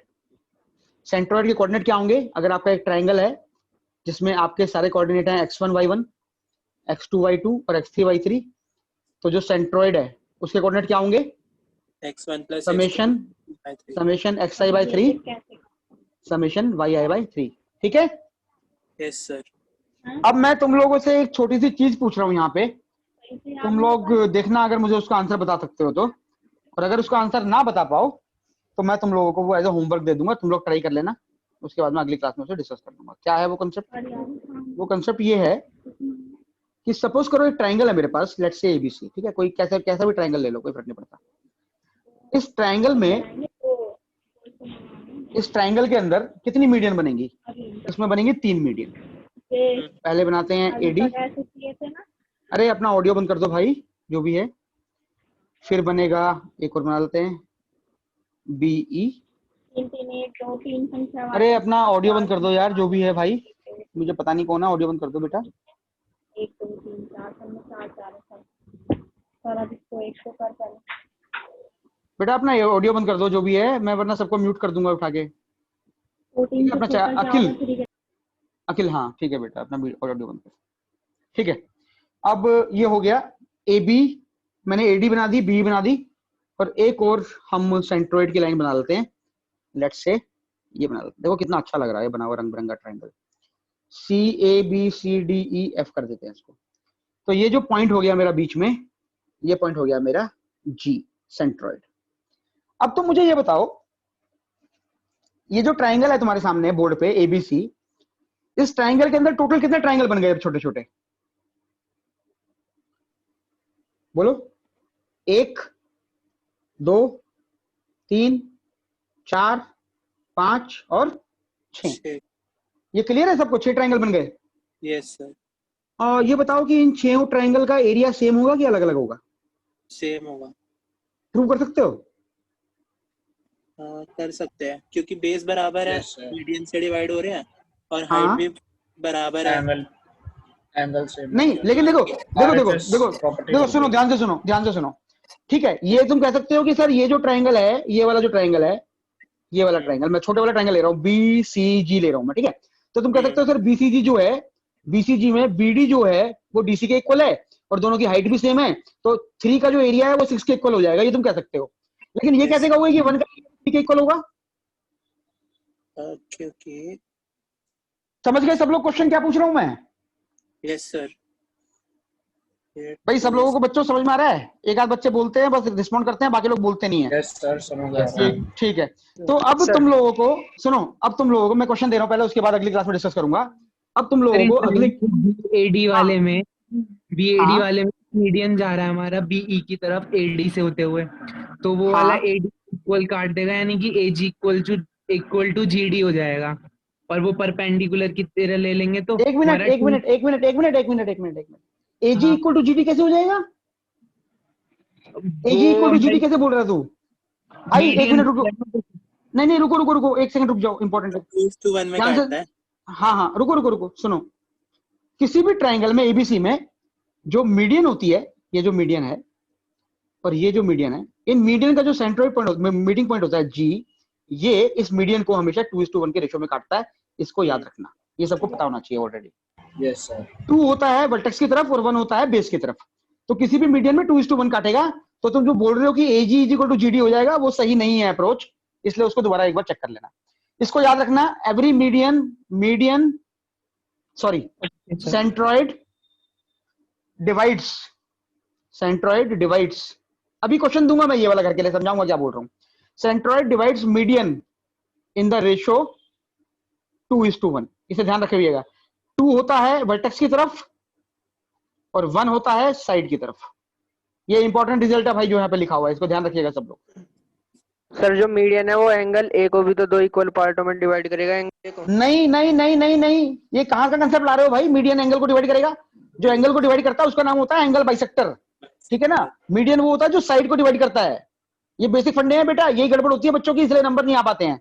मीडियन का मतलब है जो साइड को बाइसेक्ट कर रहा है, उसका एंगल से कोई लेना देना नहीं है। ये ट्रायंगल देखो जो मैं बना रहा हूं, ये देखो मैं कैसा ट्रायंगल बना रहा हूं अजीब सा, ये देखो इसका मिड पॉइंट कहां है? यहाँ पे। तो ये मीडियन कैसे बनेगी? ऐसी। तो ये मीडियन जो इस एंगल को थोड़ी डिवाइड कर रही है यार, कैसी बात कर रहा है तू? मीडियन एंगल को डिवाइड करेगी सिर्फ और सिर्फ तभी जब वो इक्विलेटरल ट्रायंगल होगा, या आइसोसेलेस में भी कर सकती है एक पर्टिकुलर एंगल के लिए, वो मैं उसमें मैं आऊंगा अभी। लेकिन ऐसे ऐसे क्या, ऐसी अजीब बात मत कर 12वीं क्लास पास करने के बाद कि जो मीडियन है वो एंगल को भी बाइसेक्ट करेगी। नहीं करती भाई। ये तेरे को लग रहा है बाइसेक्ट हो रहा है एंगल? बिल्कुल नहीं हो रहा। एंगल बाइसेक्ट हो जाएगा अगर ट्रायंगल इक्विलेटरल हुआ, या अगर ट्रायंगल ऐसा करके आइसोसेलेस हुआ। अगर ये आइसोसेलेस ट्रायंगल है, ये साइड इसकी इक्वल है, तो यहां से जो मीडियन आएगी वो एंगल बाइसेक्टर भी होगी, परपेंडिकुलर बाइसेक्टर भी होगी। लेकिन सिर्फ ये स्पेशल केस है, जनरलाइज केस में नहीं कह सकते आप ये। क्लियर है ये चीज सबको? Yes sir. चलो अब मैं आगे बढ़ रहा हूं, और अगला क्वेश्चन जो मैं आपको दे रहा मैंने घर के लिए वो ये है, आपको ये बताना है, प्रूव करना है कि एक ट्रायंगल के अंदर अगर 3 मीडियन बनती हैं, तो जो 6 ट्रायंगल बनते हैं 1 2 3 4 5 6, क्या उन ट्रायंगल्स का एरिया सेम है? अगर नहीं है तो बात ही खत्म हो गई, तुम बोलोगे नहीं है, और अगर है तो तुमको उसको प्रूव करना है। ये क्वेश्चन मैं अगली क्लास में पिक कर लूंगा, मीडियंस वाला। बहुत सिंपल सा है, थोड़ा सा दिमाग लगा लेना सब लोग, ठीक है? ओके। Now will proceed. लिख लो इसको, you have to find out whether the, और इसको याद रखना, इसका जो भी रिजल्ट आएगा मैं अगली क्लास में से करा दूंगा, तो इसको याद रखना। नाउ आई एम प्रोसीडिंग आगे। अगला जो रिजल्ट है वो भी थोड़ा कभी कभी किसी किसी क्वेश्चन में मदद कर सकता है, वो है ये वाला एंगल बाइसेक्टर वाला। अगर एबीसी एक ट्रायंगल है और आपने एक लेट्स से एडी करके इंटरनल एंगल बाइसेक्टर बना दिया, ये इंटरनल एंगल बाइसेक्टर, अब मैं बाइसेक्टर पे आ गया हूं। Let's say AD is the bisector of angle A, AD bisects angle A. तो एक रिजल्ट आता है, आप में से शायद कुछ लोगों को पता हो, कुछ को ना पता हो, वो रिजल्ट इंपॉर्टेंट है, 1-2 क्वेश्चन में यूज भी हुआ है। Then AB by AC, this by this is equal to BD by DC, this by this, ये रेशियो सेम रहता है। ऐसा क्यों रहता है? सिमिलर ट्रायंगल से प्रूव किया जा सकता है, उसमें मैं नहीं जा रहा हूँ प्रूफ वगैरह में, क्योंकि वो 9-10 की चीजें हैं, लेकिन ये रिजल्ट हमको पता होना चाहिए। This is external, this is bisector, angle bisector का रिजल्ट है, ये इंपॉर्टेंट रिजल्ट है, ये भी कहीं यूज हो सकता है एंगल बाइसेक्टर का। आगे बढ़ रहा हूं मैं। ऑर्थोसेंटर। ऑर्थोसेंटर is the point of intersection of altitudes. altitudes का मतलब है ऐसी लाइन जो वर्टेक्स से ड्रॉप करते हैं, सामने वाली साइड पे परपेंडिकुलर होता है। तो अगर ये हमारा ट्रायंगल है, लेट्स से इफ आई से कि if this is the triangle, तो यहां से जो परपेंडिकुलर आएगा वो एल्टीट्यूड हो गया पहला। यहां से जो दूसरा एल्टीट्यूड आएगा, यहां से जो, ये तो 90 डिग्री से बन रहा है यार, ये तो फिगर ही ऐसी बन गई कि क्या किया जाए इसका। तो बेसिकली जो एल्टीट्यूड्स का पॉइंट ऑफ इंटरसेक्शन होता है वो होता है ऑर्थोसेंटर। सिंपल सी फिगर बना लेते हैं। ये फिगर है, ये पहला एल्टीट्यूड, ये दूसरा एल्टीट्यूड, और ये तीसरा एल्टीट्यूड। एल्टीट्यूड का मतलब है 90 डिग्री वर्टेक्स से जो आ रहा है, तो इनका जो पॉइंट ऑफ इंटरसेक्शन होगा दैट इज नोन एज ऑर्थोसेंटर। इसमें एक चीज है जो थोड़ी इंपॉर्टेंट है याद करनी, वो ये है कि किसी भी राइट एंगल ट्रायंगल में जो ऑर्थोसेंटर होता है वो ये पॉइंट होता है जहां पे राइट एंगल बना हुआ है। राइट एंगल ट्रायंगल का orthocentre is always at the angle which is 90 degree. ऐसा क्यों? क्योंकि ए से जो अल्टीट्यूड है वो ये वाला है ए बी, और सी से जो अल्टीट्यूड है वो है सी बी। तो ए बी और सी बी जहां मिल रहे हैं वो हो गया ऑर्थोसेंटर। तो राइट एंगल ट्रायंगल में ये पॉइंट ऑर्थोसेंटर होता है, इसको ध्यान रखिएगा।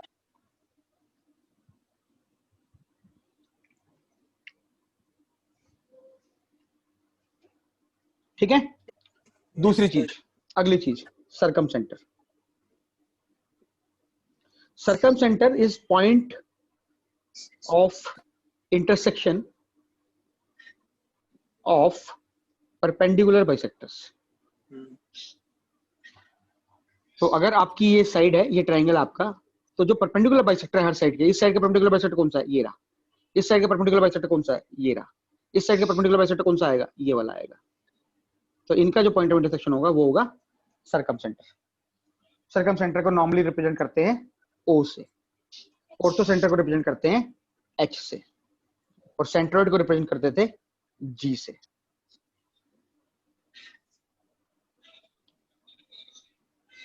ठीक है, तो circumcentre is the point of intersection of perpendicular bisectors. अब देखो, मैं यहाँ पे ना आपको दो तीन छोटी छोटी चीजें बताना चाहूंगा, काफी इंपॉर्टेंट है वो चीजें। और सर्कमसेंटर हो गया, point of intersection of perpendicular bisector, और अभी आएगा एंगल बाइसेक्टर। एंगल बाइसेक्टर बता देता हूँ वो चीज। ठीक है, क्लियर है ये चीजें? Yes sir. नाउ बहुत इंपॉर्टेंट चीजें करने वाले हैं हम लोग, छोटी छोटी, उनको ध्यान रखना। देखो, सबसे पहली चीज, एक लाइन है ए बी, तो इस लाइन का जो परपेंडिकुलर बाइसेक्टर होगा, मतलब जो इसको बाइसेक्ट करेगा और परपेंडिकुलर भी है इस पे, परपेंडिकुलर बाइसेक्टर के ऊपर कोई भी पॉइंट ए और बी से हमेशा इक्वल डिस्टेंस पे होगा। आपको लग रहा होगा ये छोटे छोटे रिजल्ट हैं, पर बच्चों इन रिजल्ट के माध्यम से बहुत सारे क्वेश्चन फ्रेम किए जा सकते हैं परपेंडिकुलर बाइसेक्टर पे। तो अगर कोई तुम्हें बोलता है कि दो पॉइंट है ए और बी, ध्यान से सुनना मेरी बात, दो पॉइंट है ए और बी, कोई तुम्हें बोलता है कि ऐसे पॉइंट पी का लोकस बताओ such that P A is equal to P B, हमको पी का लोकस निकालना है such that P A is equal to P B.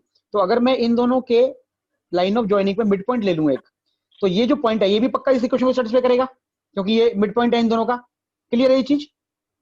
Yes sir.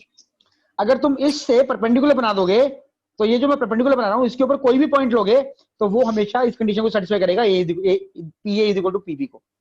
तो इसका लोकस, अगर कोई बोलता है कि ए और बी दो पॉइंट है, तो उसका लोकस बताओ such that P A is equal to P B. So you will say the locus of P will be perpendicular bisector of A B. Any point on perpendicular bisector of AB will be equidistant from A and B. Important result है, complex number में भी use करेंगे, coordinate geometry में भी use करेंगे।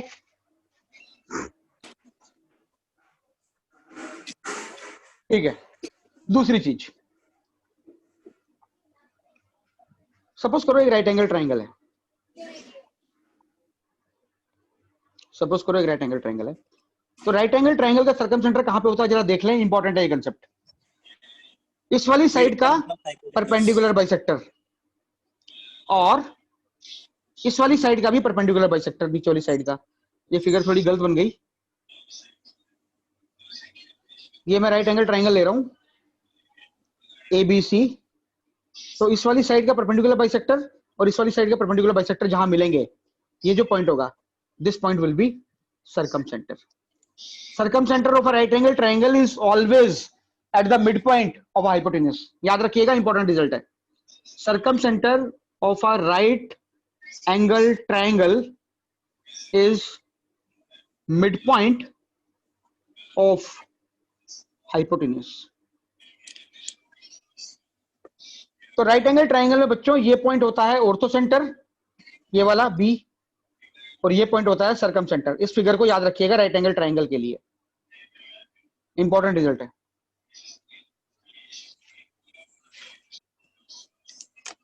ठीक है, इसी रिजल्ट से रिलेटेड एक छोटा सा रिजल्ट और, एक सर्कल के अंदर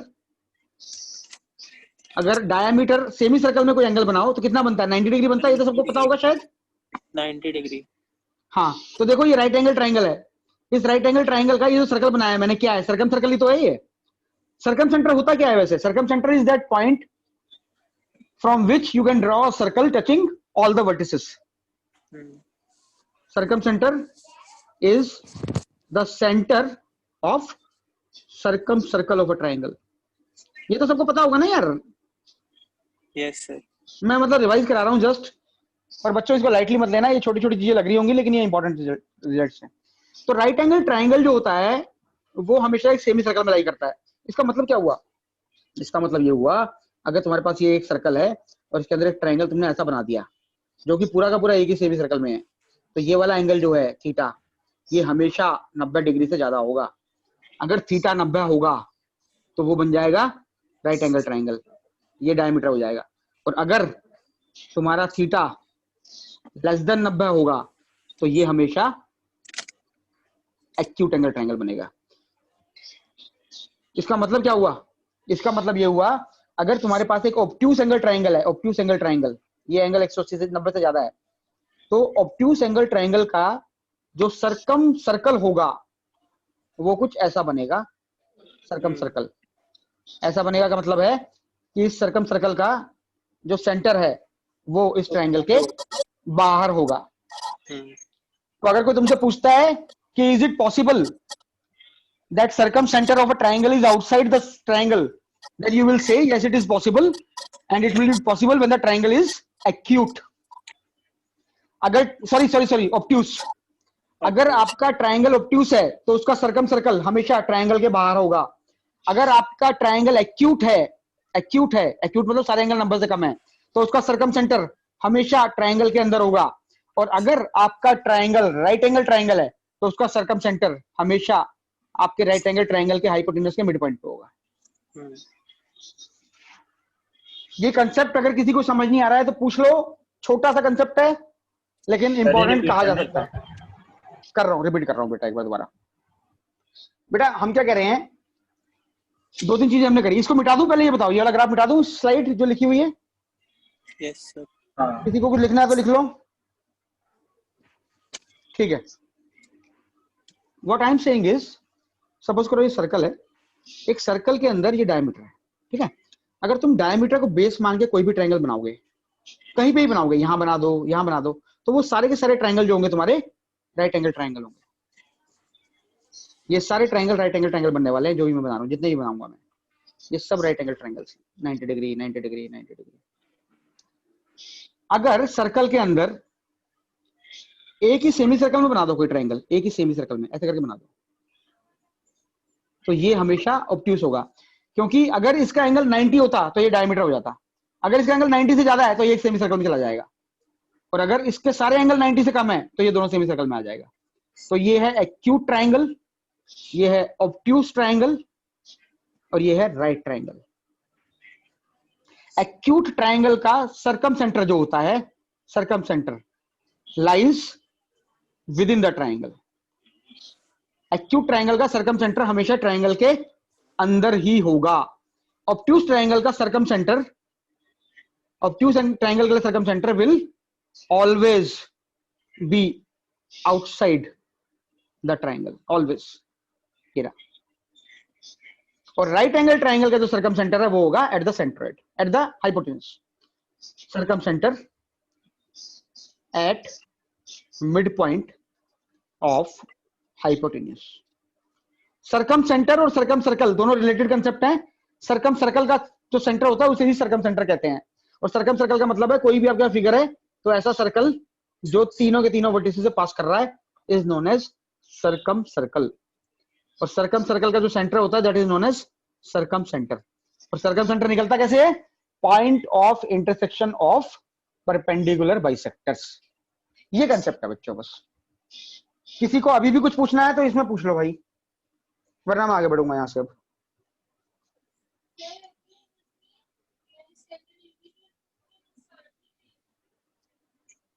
नहीं पूछना सर।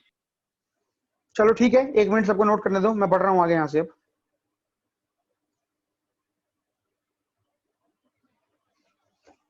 ठीक है, लेट्स प्रोसीड। तो ये बच्चों थोड़े इंपॉर्टेंट कंसेप्ट्स हैं, इनको एंश्योर करना कि तुम लोगों को ये सारे कंसेप्ट क्लियर हों। ये छोटी छोटी चीजें हैं बहुत।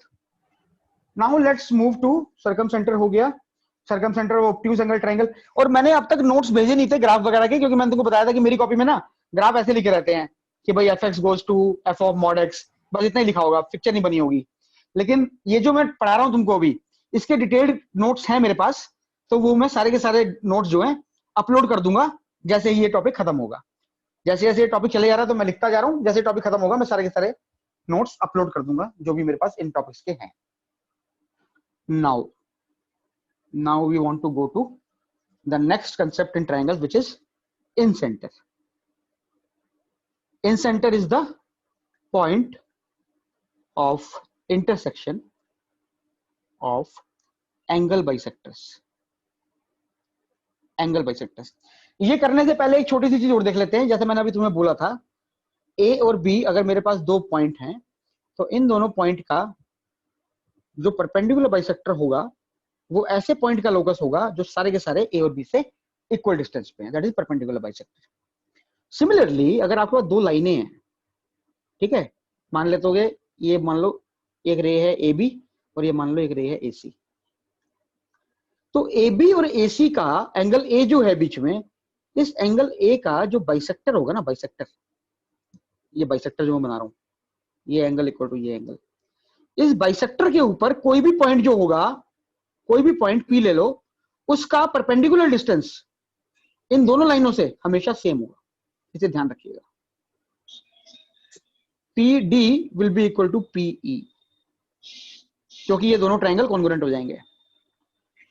हम जब भी कहते हैं कोई लाइन जा रही है और कोई पॉइंट है, तो हम कहते हैं कि इस पॉइंट का पी का इस लाइन एल से क्या डिस्टेंस है। तो whenever we talk about the distance of a point P from a line L, we always talk about the perpendicular distance. There is no meaning of a distance of a point from a line until and unless it is a perpendicular distance.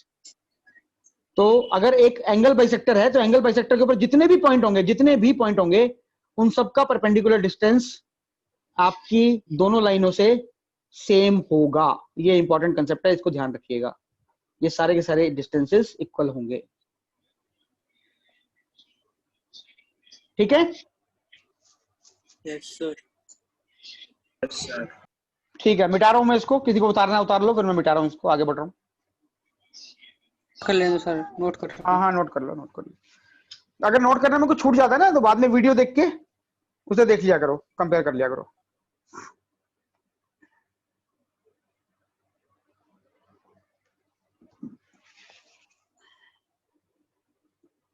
ठीक है भाई, आगे चलते हैं।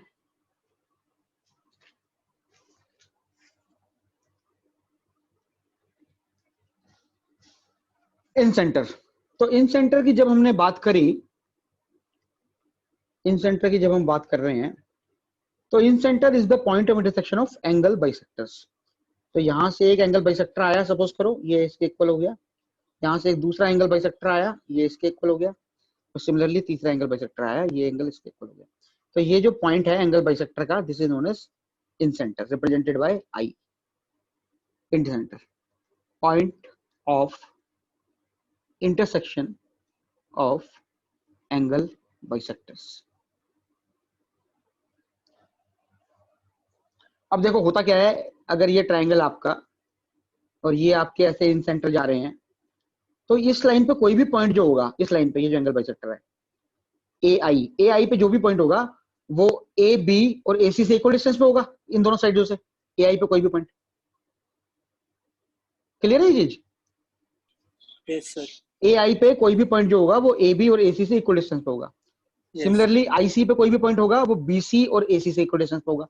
Similarly I B पे कोई भी point होगा, आई बी पे, तो वो जो पॉइंट होगा वो ए बी और बी सी से इक्वल डिस्टेंस पे होगा।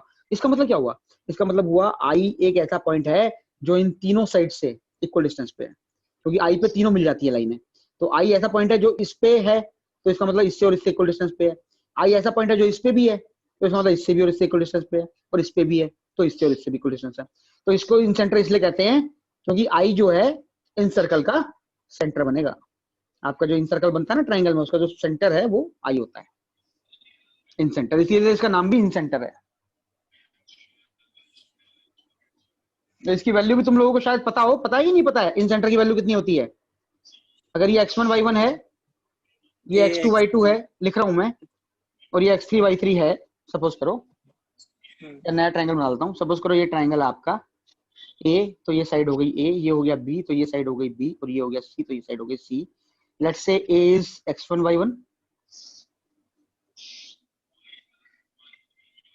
let's say A is x1 y1, B is x2 y2, and C is x3 y3. तो जो इन सेंटर होगा I, तो I के जो कोऑर्डिनेट्स होंगे वो कितने होते हैं? ax1 plus bx2 plus cx3 divided by a plus b plus c. Similarly, ay1 plus by2 plus cy3 divided by a plus b plus c. ये रिजल्ट होता है इन सेंटर का. तो इन सेंटर का फॉर्मूला होता है summation ai xi by summation ai, where a is the side. Centroid का होता है summation xi by 3 summation yi by 3.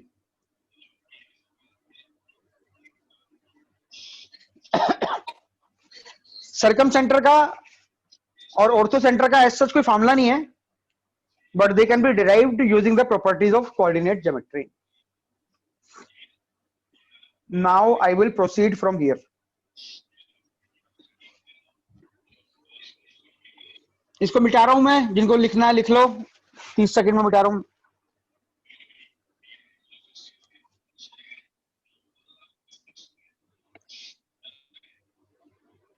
Now एक और रिजल्ट आता है. वो रिजल्ट ये बोलता है कि ortho centre which is represented by H, ortho centre, centroid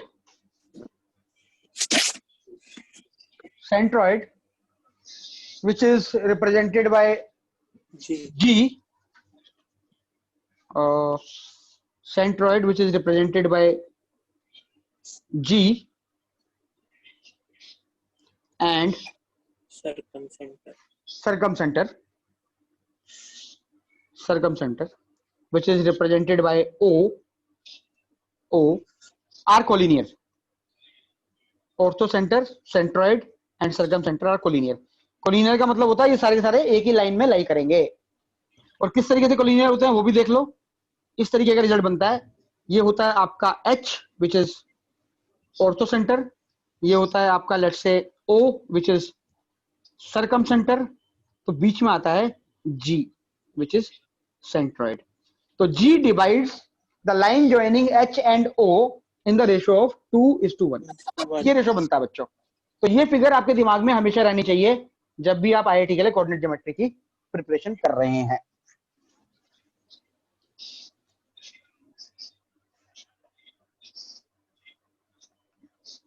ये रिजल्ट्स मैं प्रूव नहीं कर रहा हूं क्योंकि ये फंडामेंटल रिजल्ट्स हैं, बेसिक रिजल्ट्स है ज्योमेट्री के. आगे आगे हम कोऑर्डिनेट ज्योमेट्री में जाएंगे तो obviously we will not move until unless we know the logic for a result कि आया कैसे. बच्चों बढ़ जाऊं आगे? रिपीट करो से एक बार. रिपीट कर दो. रिपीट कर रहा हूं बच्चों. रिपीट में ये कर रहा हूं कि ऑर्थो सेंटर किसी भी ट्राइंगल के, कोई भी ट्राइंगल हो, उसका ऑर्थो सेंटर, उसका सेंट्रॉइड और उसका सर्कम सेंटर, ये जो 3 पॉइंट होते हैं. ऑर्थो सेंटर क्या होता है? Point of intersection of altitudes. Point of intersection of altitudes, ये ऑर्थो सेंटर होता है.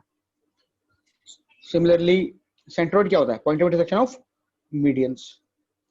सिमिलरली सर्कम सेंटर क्या होता है? Point of intersection of perpendicular bisectors. तो ये जो 3 पॉइंट आते हैं हमारे किसी भी ट्राइंगल में, ये तीनों के तीनों पॉइंट कोलिनियर होते हैं, मतलब एक स्ट्रेट लाइन में लाई करते हैं. और किस तरीके से लाई करते हैं? जो सेंट्रॉइड होता है, सेंट्रॉइड वो ऑर्थो सेंटर को और सर्कम सेंटर को डिवाइड करता है 2:1 के रेशियो में. 2 होता है ऑर्थो सेंटर की तरफ और 1 होता है सर्कम सेंटर की तरफ. ये रिजल्ट है बेटा. ठीक है? Yes sir. Yes sir. Now थोड़ा सा सिमिलर ट्राइंगल के बेसिक कंसेप्ट देख लेते हैं. ज्यादा डिटेल में नहीं जाऊंगा, बस बेसिक टच कर रहा हूं. पहली बात, first things first, if there is any triangle let's say ABC and there is a point D on this triangle, if DE 10वीं क्लास का रिजल्ट है, is parallel to BC, if DE is parallel to BC, then पहली चीज जो आएगी वो क्या आएगी? AD by DB will be equal to AE by EC. ये तो सबको पता होगा, similar triangle. Also if D is the midpoint of AB, then E will also be midpoint of AC. ठीक है, रिजल्ट क्या है? रिजल्ट ये है कि if a line is parallel to the base, अगर एक लाइन है जो एक बेस के, एक लाइन है इस ट्रायंगल में जो बेस के पैरेलल है और एक के मिड पॉइंट से पास कर रही है, ए बी का मिड पॉइंट डी है और लाइन पैरेलल है, तो अगर ये लाइन पैरेलल है तो जहां पे दूसरे को काटेगी वो भी उसका मिड पॉइंट हो जाएगा, ये रिजल्ट है। और वाइस वर्सा भी ट्रू है, वाइस वर्सा भी ट्रू है कि अगर आप एक ट्रायंगल में दो मिड पॉइंट को ज्वाइन कर दोगे तो जो लाइन बनेगी वो पक्का से इस वाली बेस के पैरेलल होगी।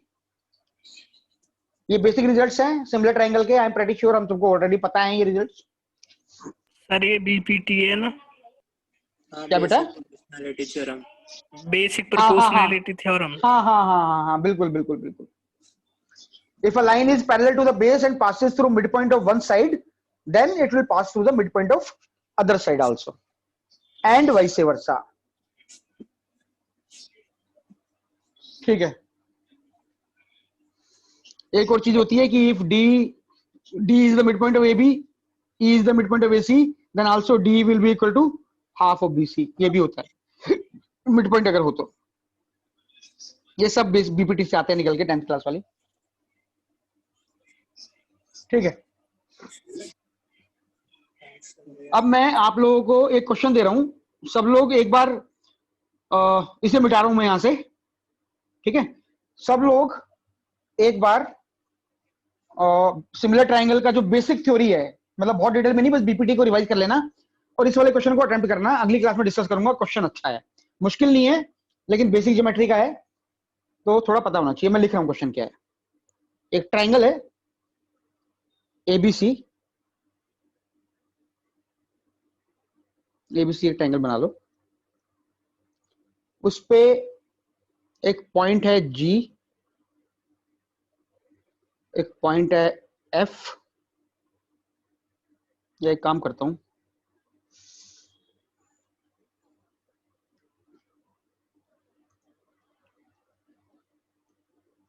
ए बी सी, एक पॉइंट ले रहा हूं यहां पे जी, एक पॉइंट ले रहा हूं यहां पे एफ, और एक पॉइंट ले रहा हूं यहां पे ई, तुम्हारे सामने बोर्ड पे बन रहा है सब कुछ, और एक पॉइंट ले रहा हूं मैं यहां पे लेट्स से ई डी। ठीक है, ये 4 पॉइंट ले लिए मैंने। अब क्वेश्चन कहता है कि A G is equal to G ई,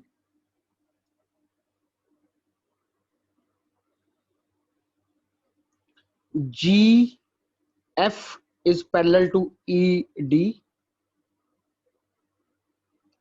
जो इंफॉर्मेशन दे रखी है वो दे रहा हूं मैं आपको। G F is parallel to E D. अच्छा क्वेश्चन है, ध्यान से करना, बाद में, अभी नहीं, क्लास में नहीं। E F is parallel to B D, E F is parallel to B D, ये बनी है, एंड ई डी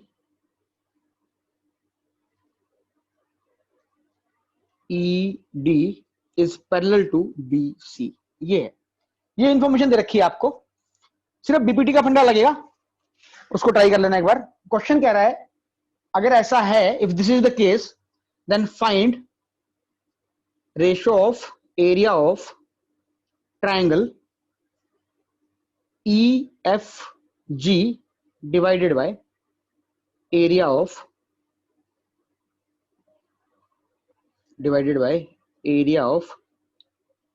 trapezium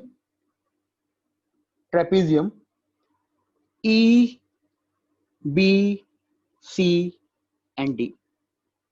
ये क्वेश्चन कर लेना बच्चों एक बार। ये मैं अगली क्लास में डिस्कस करूंगा तुम लोगों के साथ कि अगर ये इस तरीके की फिगर है जिसमें इस तरीके का डाटा दिया हुआ है, तो ई एफ जी बना लो इसको अपनी अपनी कॉपी में। ई एफ जी ट्रायंगल और trapezium E B C D के एरिया का रेशो कितना होगा। अभी मत ट्राई करना, अभी मैं जो जो कराऊंगा वो करते जाना। इस क्वेश्चन को बेशक तुम लोग बाद में देख लेना, ठीक है? Is this clear? Yes, sir. ठीक है, तो now I am moving forward, I am removing this. तो दो क्वेश्चन दिए हैं मैंने अभी तुमको, एक ये वाला दिया है और एक मैंने वो दिया था बेसिक थ्योरी का कि सेंट्रॉइड जो है उसका, उसमें जो ट्रायंगल बनेंगे सेंट्रॉइड में उनका एरिया इक्वल होगा, ये आपको प्रूव करना है। नाउ लेट्स मूव फॉरवर्ड, आगे चल रहा हूं मैं, टाइप्स ऑफ ट्रायंगल पे आता हूं। Now let's look at types of triangle, ठीक है? टाइप्स ऑफ ट्रायंगल में जब हम बात करेंगे तो there are various kinds of triangle. सबसे पहले आएगा स्केलेन ट्रायंगल। स्केलेन ट्रायंगल होता है ऐसा ट्रायंगल जिसकी कोई भी साइड इक्वल नहीं होती है, no side equal, that is scalene triangle. Then we have isosceles triangle, two sides equal. इसमें आइसोसेलेस में एक चीज ध्यान रखना, सपोज करो ये आइसोसेलेस ट्रायंगल बनाया मैंने एक एबीसी, इस तरीके से बनाया है कि AB is equal to AC है। अगर AB is equal to AC है तो ऑब्वियसली ये एंगल इसके इक्वल हो जाएगा। तो आइसोसेलेस ट्रायंगल में अगर AB और AC इक्वल है तो A से जो परपेंडिकुलर आएगा, A से जो परपेंडिकुलर आएगा, ध्यान से सुनना, ये परपेंडिकुलर एंगल बाइसेक्टर भी होगा, ये मीडियन भी होगा, ये परपेंडिकुलर बाइसेक्टर भी होगा, ये सब कुछ होगा, बेसिकली मीडियन भी होगा। तो the perpendicular drop from AD जो है इस केस में AD is a median, is a perpendicular bisector, is an altitude, सब कुछ ही हो जाएगा आपका, आल्सो एंगल बाइसेक्टर, ये होगा। लेकिन ये सिर्फ AD के लिए होगा। अगर आप B से बनाओगे तो उसके लिए ये चीजें वैलिड नहीं रहेगी, ये सिर्फ उसी वर्टेक्स से ड्रॉप होने वाली लाइन के लिए होगा जो दोनों इक्वल साइड्स के बीच में है, ठीक है? Okay. AD will be median, altitude, perpendicular bisector as well as angle bisector. All of them will be represented by AD. तीसरी जो चीज आती है वो आता है इक्विलेटरल ट्रायंगल। आज मैं बेसिक लेवल मतलब बेसिक ज्योमेट्री पहला पार्ट टच कर रहा हूं उसका। कल की क्लास में मैं बेसिक ज्योमेट्री का दूसरा पार्ट टच करूंगा जो थोड़ा सा ज्यादा एंगेजिंग होगा क्योंकि वो सर्कल वाले से रिलेटेड हो जाएगा, सर्कल से और कोऑर्डिनेट ज्योमेट्री के बेसिक से। रैशनल फंक्शन, रैशनल लाइन, कुछ नई चीजें कराऊंगा कल जो किताबों में होती नहीं है, तो इसलिए ध्यान से समझ लेना सारी चीजें जो हो रही हैं अभी, ये बेसिक फंडामेंटल्स हैं, इन्हीं के बेसिस पे हम लोग आगे बढ़ेंगे। Equilateral triangle, all sides equal, all angles equal. Area of equilateral triangle √3/4 into A square where A is a side, ठीक है? Area of equilateral triangle is under √3/4 A square।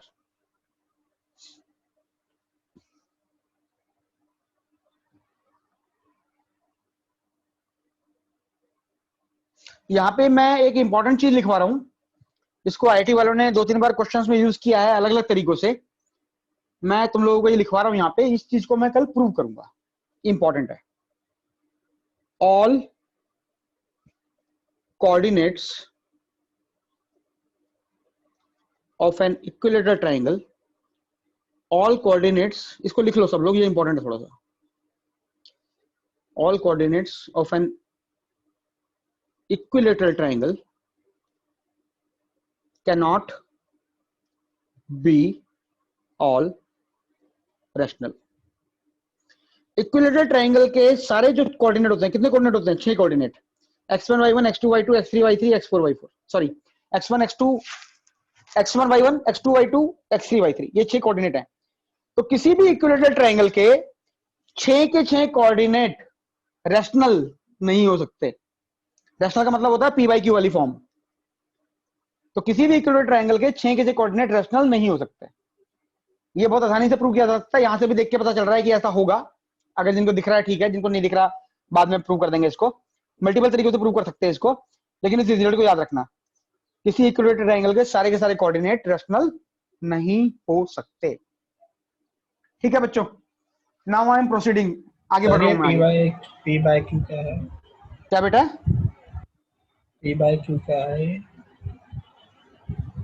P by Q rational number होता है ना P by बेटा? Q. P by Q rational number. मैं ये बोल रहा हूँ कि किसी भी इक्विलेटरल ट्रायंगल के सारे कोऑर्डिनेट रैशनल नहीं हो सकते। तो रैशनल का मतलब क्या होता है वो लिखने के लिए मैंने P by Q बताया कि 7/5 ये रैशनल होता है ना यार। √7/5 रैशनल नहीं होगा, लेकिन 7/5 रैशनल होगा, तो उस सेंस में P by Q लिखा था मैंने।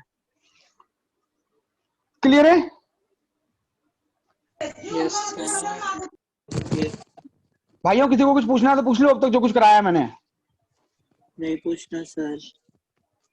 अरे दिव्या तुम्हें नहीं पूछना ना, हो सकता बाकी कुछ बच्चे हों जिन्हें पूछना हो। मुझे पता नहीं चलता, मैं दिव्या का नाम लेता रहता हूँ, दीपांशु बोला शायद अभी। अभी तुम लोग एक बार मिलोगे ना सेंटर पे, तब मैं सबकी आवाज पहचान जाऊंगा कि किसकी आवाज क्या है। यहाँ तो पता नहीं चलता कौन सा बच्चा बोल रहा था। इतनी देर में देखो किसका माइक ऑन हुआ है तो उसका माइक ही बंद हुआ था बेचारे का पीछे से। चलो आगे बढ़ते हैं।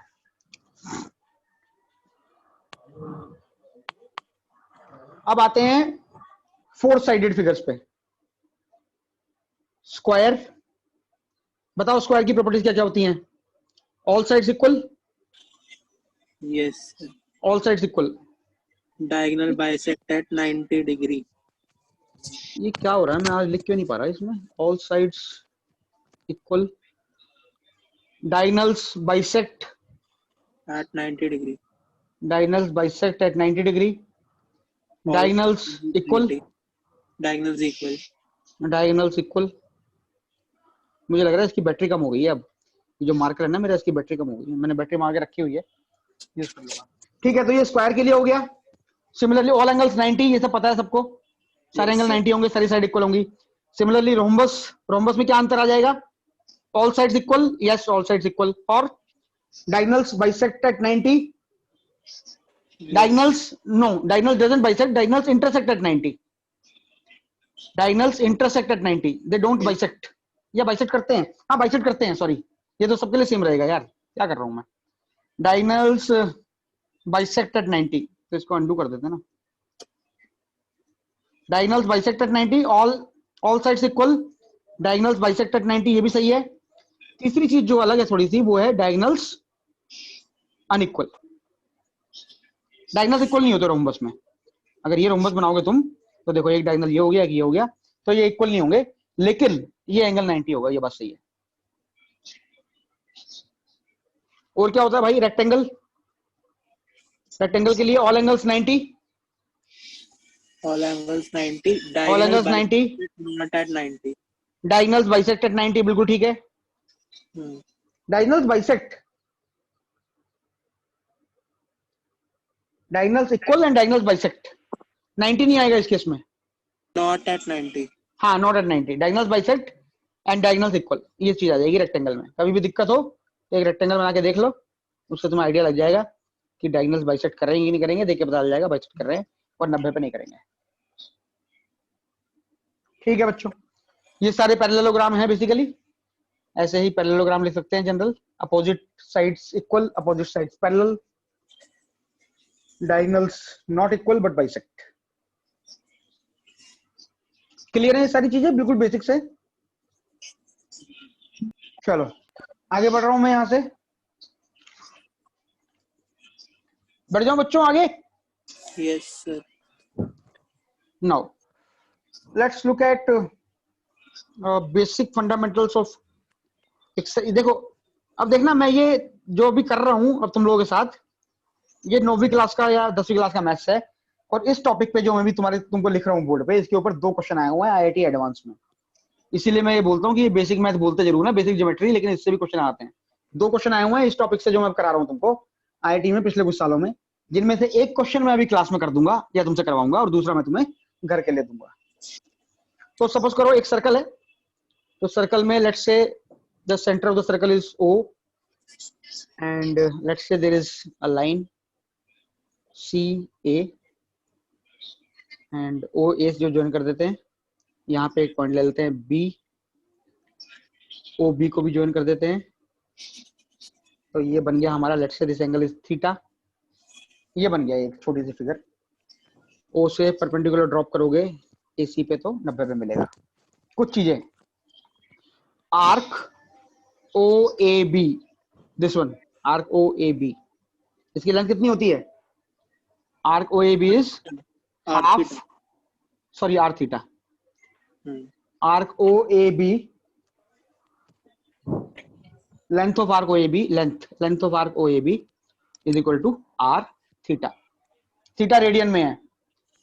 Area of sector O A B is equal to half r theta square, sorry theta r square, half theta r square.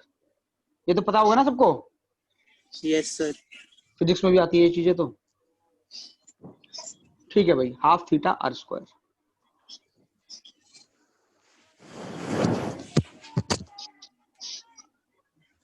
ये एसी हो गई कॉर्ड। अगर एसी कॉर्ड है then we can say biggest chord is diameter. AC chord है। कुछ छोटी छोटी property. सबसे पहली property,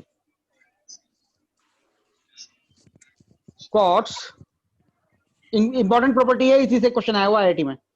chords equidistant from centre are equal in length and vice versa. ऐसी कॉर्ड जो सर्कल के सेंटर से सेम डिस्टेंस पे हैं उनकी लेंथ इक्वल होगी, या फिर अगर सर्कल के अंदर दो कॉर्ड हैं जिनकी सेम लेंथ है तो उनका डिस्टेंस सेंटर से सेम होगा। That is result number 1। Number 2,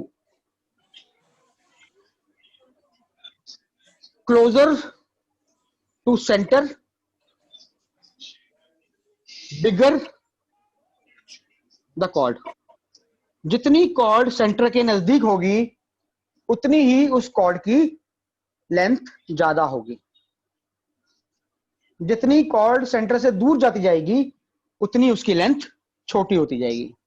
अगर ये सर्कल है तुम्हारे पास, जितना पास आते जाओगे सेंटर के उतना तुम्हारी लेंथ बढ़ती जाएगी, और जितना दूर जाते जाओगे उतना लेंथ कम होती जाएगी। नंबर 3,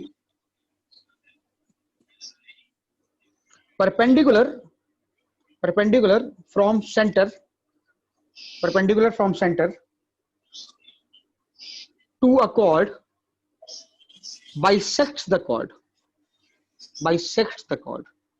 अगर आप किसी सर्कल के सेंटर से सर्कल की कॉर्ड पे एक परपेंडिकुलर डालोगे तो वो परपेंडिकुलर उस सर्कल की उस कॉर्ड को बाइसेक्ट करेगा, एंड वाइस वर्सा। मतलब अगर किसी कॉर्ड के किसी पॉइंट से सर्कल पे किसी कॉर्ड से अगर तुम कॉर्ड के बाइसेक्टर को अगर तुम सर्कल पे ज्वाइन कर दोगे, अगर ये सर्कल है तुम्हारा, ये कॉर्ड है, तो इस कॉर्ड का जो मिड पॉइंट है अगर तुम उसे सर्कल के सेंटर से ज्वाइन कर दोगे तो ये जो लाइन होगी ये परपेंडिकुलर होगी इस कॉर्ड पे, परपेंडिकुलर बाइसेक्टर हो जाएगा इस कॉर्ड का। ठीक है, बेसिक चीजें हैं, सबको पता है already. Now what I will do is I will give you some questions। एक क्वेश्चन तुम लोग क्लास में कर लो,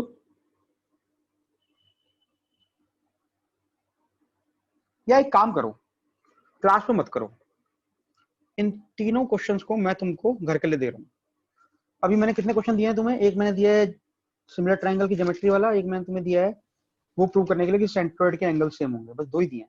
चलो बच्चों क्वेश्चन लिखना शुरू करो। 3 क्वेश्चन दे रहा हूं, या एक काम करता हूं ना, थोड़ी सी प्रॉपर्टीज और करा लेता हूं, उसके बाद 3 क्वेश्चन दे देता हूं। ठीक है। अच्छा, सेक्शन फॉर्मूला मैंने करवाया नहीं है, सबको पता होना चाहिए। सेक्शन फॉर्मूला ये कहता है कि अगर एक पॉइंट है A x1 y1 और एक पॉइंट है B x2 y2, तो कोई भी पॉइंट M, कोई भी पॉइंट P मान लेते हैं, चलो कोई भी पॉइंट P अगर इन पॉइंट्स को m/n में ब्रेक डिवाइड कर रहा है तो P के कोऑर्डिनेट्स क्या होंगे? mx2 plus nx1 divided by m plus n, similarly my2 plus ny1 divided by m plus n। ये पता होगा सबको? Hello, yes sir. ठीक है। सिमिलरली एक्सटर्नल डिवीजन, ये पॉइंट है A, ये पॉइंट है B, ये मान लेते हैं एक पॉइंट है m/n में डिवाइड कर रहा है एक्सटर्नली, तो ये हो गया रेशियो m/n। ये पॉइंट P है, तो ये हो गया x1 y1 और ये हो गया x2 y2। तो जो पॉइंट P के कोऑर्डिनेट है वो हो जाएंगे m into x1, m into x1 नहीं n उधर है ना, हाँ तो उल्टा हो जाएगा। तो ये हो जाएगा m into x2 minus n into x1 divided by m minus n। Similarly my2 minus ny1 divided by m minus n। तो ये सेक्शन फॉर्मूला हो गया। ये सब बेसिक रिजल्ट्स हैं, हमको जरूरत पड़ेगी इन क्वेश्चंस की, क्वेश्चंस में सेक्शन फॉर्मूला। नाउ अब एक काम कराता हूं मैं तुमको, ये छोटी छोटी प्रॉपर्टीज करा लेता हूं, उसके बाद I will give you 3 questions for homework. इसी बच्चे ने कुछ चैट भेजी है, क्या भेजा अभी? सर बैटरी लो हो गई है, जल्दी खत्म कर लो आज की class, I am sorry sir. अरे कोई बात नहीं, अल्फांसे निकल भी जाएगा तो वीडियो लेक्चर देख लियो, मैं वीडियो लेक्चर पूरा का पूरा रिकॉर्ड कर दूंगा। बट वैसे मैं अब वाइंड अप कर रहा हूँ, बस 3 क्वेश्चन दूंगा मैं, उन क्वेश्चनों को तू अभी लिख सकता है तो लिख लियो, नहीं तो तू एक काम करियो, तू वीडियो देख लियो मेरा, ठीक है? बस खत्म कर ही रहा हूँ, वैसे मैं भी छोड़ रहा हूँ। ठीक है सर। हाँ छोड़ रहा हूँ, 10 मिनट में छोड़ रहा हूँ। कुछ छोटी छोटी रिजल्ट्स हैं वो देख लेते हैं एक बार। बेसिक प्रॉपर्टीज ऑफ सर्कल सबको पता होगा, इसलिए मैं बहुत ज्यादा डिटेल में नहीं जा रहा हूँ, बट मेंशन कर रहा हूँ क्योंकि जरूरी है। किसी सर्कल में अगर ये एंगल थीटा है तो सेंटर पे कितना बनेगा? 2 थीटा। ये पता होगा सबको? Yes sir. किसी भी सर्कल में जो कॉर्ड होती है, ये जो कॉर्ड है आपकी ए बी, ये सेंटर पे जो एंगल सबटेंड करती है उसका आधा एंगल आर्क में सबटेंड करती है। दूसरा रिजल्ट, एक कॉर्ड एक सेगमेंट, एक सेक्टर में या एक सेगमेंट में जितने भी एंगल बनाती है, जितने भी एंगल्स बना सकती है, all angles in the same segment are equal, all these angles are going to be theta. All angles in same segment are equal. ठीक है, चलो मैं एक काम करता हूं, ये सर्कल की जो बेसिक प्रॉपर्टीज है ना, ये मैं तुम्हें कल करा दूंगा, कोई दिक्कत नहीं है, इसमें ज्यादा दिक्कत नहीं आएगी। तो ये जो मैंने लिखा है यहाँ पे, ये दोनों जो लिखे हुए हैं, यहीं से मैं कल की क्लास शुरू करूंगा। और सुनो, मेरी अगली क्लास कल ही है, तो तुम्हारे पास ज्यादा टाइम नहीं है, इसलिए जो मैं 5 क्वेश्चन तुमको दे रहा हूँ वो क्वेश्चन तुम आज ट्राई कर लेना। उन क्वेश्चन के डिस्कशन के साथ ही शुरू करूंगा। कुछ क्वेश्चन अच्छे हैं, IIT के क्वेश्चन हैं, लिखो, शुरू करो। 2 क्वेश्चन लिखवा चुका हूँ, 3 और लिख रहा हूँ, बस ये 3 लिख के मैं क्लास को वाइंड अप कर दूंगा आज के लिए। तो now I am starting with the questions. Question number 1, पहला, what is the distance between, लिखता भी जा रहा हूं बोलता भी जा रहा हूं, what is the distance between two parallel chords, what is the distance between two parallel chords of length 32 centimeter and 24 centimeter in a circle of radius 20 centimeter। पहला क्वेश्चन IIT का क्वेश्चन है, एडवांस का, बहुत simple है। पता नहीं मेरे को समझ नहीं आया था उन्होंने दे कैसे दिया इतना सिंपल क्वेश्चन, बट कोई बात नहीं, ऐसे क्वेश्चन हमको ढूंढने होते हैं पेपरों में जो रिलेटिवली सिंपल हो और करने होते हैं। That is question number 1। Next question, ये थोड़ा मुश्किल है, हालांकि है वैसे ही। 2 पैरेलल कॉर्ड्स, लिखते जाओ साथ साथ, नहीं तो वीडियो से चेक कर लेना। 2 parallel chords of a circle, 2 parallel chords of a circle of radius 2 units are at a distance of under root 3 plus 1 units. 2 parallel chords of a circle of radius 2 units are at a distance of root 3 plus 1 units.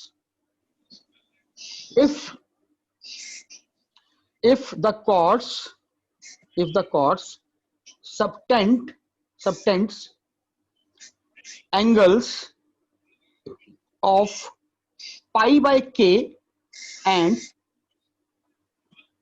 2 pi by k, if the chord subtends angles of pi by k and 2 pi by k at the center, ये दोनों question advance किए हैं बच्चों और basic geometry से related है, इसमें circle की कोई प्रॉपर्टी नहीं लगेगी, वही लगेगा जो हमने किया अब तक बस।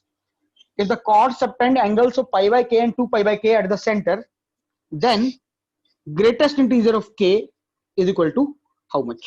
Fill in the blanks. ये क्वेश्चन है भाई।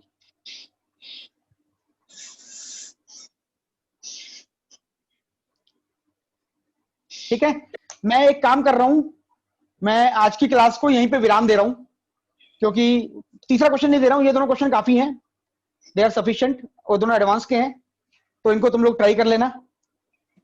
और स्क्रीन अभी लिख लिया सबने? मैं स्क्रीन हटा दूं ये वाला? लिख लिया। सबने लिख लिए? हटा दूं स्क्रीन बाकी बच्चे? Yes sir. ठीक है, तो अब मैं ये स्क्रीन हटा रहा हूं, clear all drawing, then I will stop share and then I will put my video also on before I end the class। ठीक है बच्चों, तो ये आज के लिए था। बेसिकली हमने बेसिक ज्योमेट्री शुरू कर दी है। मैं इनके नोट्स जो मेरे पास लिखे हुए हैं कॉपी में डिटेल नोट्स हैं, पूरे के पूरे डिटेल नोट्स हैं इन टॉपिक्स के, तो मैं डिटेल नोट्स तुम लोगों को भेज दूंगा। एक बार ये टॉपिक खत्म कर दूं, मैं कल की क्लास में खत्म कर दूंगा, then I will send all the topics, all the notes. कल की क्लास में मैं तुमको कुछ नई चीजें कराऊंगा। एरिया ऑफ ट्रायंगल तो करेंगे, बेसिक लोकस भी देखेंगे, एलिप्स फिलिप्स के, और then I will do some rational line के concept, rational line, rational point, तो कुछ चीजें हैं जो थोड़ी डिफरेंट हैं कल की क्लास में। तो ये चारों क्वेश्चन ट्राई करो, कल शाम को मिलते हैं 4 बजे, नहीं तो 5 बजे मिलेंगे, मैं ग्रुप में मैसेज डाल दूंगा, और कोशिश करके रखना कि ये चारों के चारों क्वेश्चन तुम लोग ट्राई कर लो कल तक। और एक बार बेसिक सिमिलर ट्रायंगल्स की बेसिक थ्योरी रिवाइज कर लो, और एक बार ये incentre, circumcentre, square, rhombus, इनकी जो प्रॉपर्टीज है उनको भी माइंड के थ्रू निकाल लो अपने आंखों के नीचे से। कल की क्लास करके बेसिक ज्योमेट्री खत्म करके then we move to coordinate geometry, straight lines, maybe from weekend और फ्रॉम नेक्स्ट वीक। ठीक है, सबको क्लियर है? Yes sir. चलो ठीक है बेटा, मिलते हैं। I am ending this meeting now, तो we will meet tomorrow, I will let you know the time. खुश रहना सब लोग, पापा मम्मी के साथ लड़ाई मत करना, भाई बहनों के साथ लड़ाई मत करना, अच्छे से खाना पीना, खूब खुश रहना जीवन में। चलो बाय बाय बच्चों, बाय बाय बाय कर रहा हूँ। किसी को पूछना तो नहीं है कुछ? किसी को पूछना हो कुछ तो बता दो।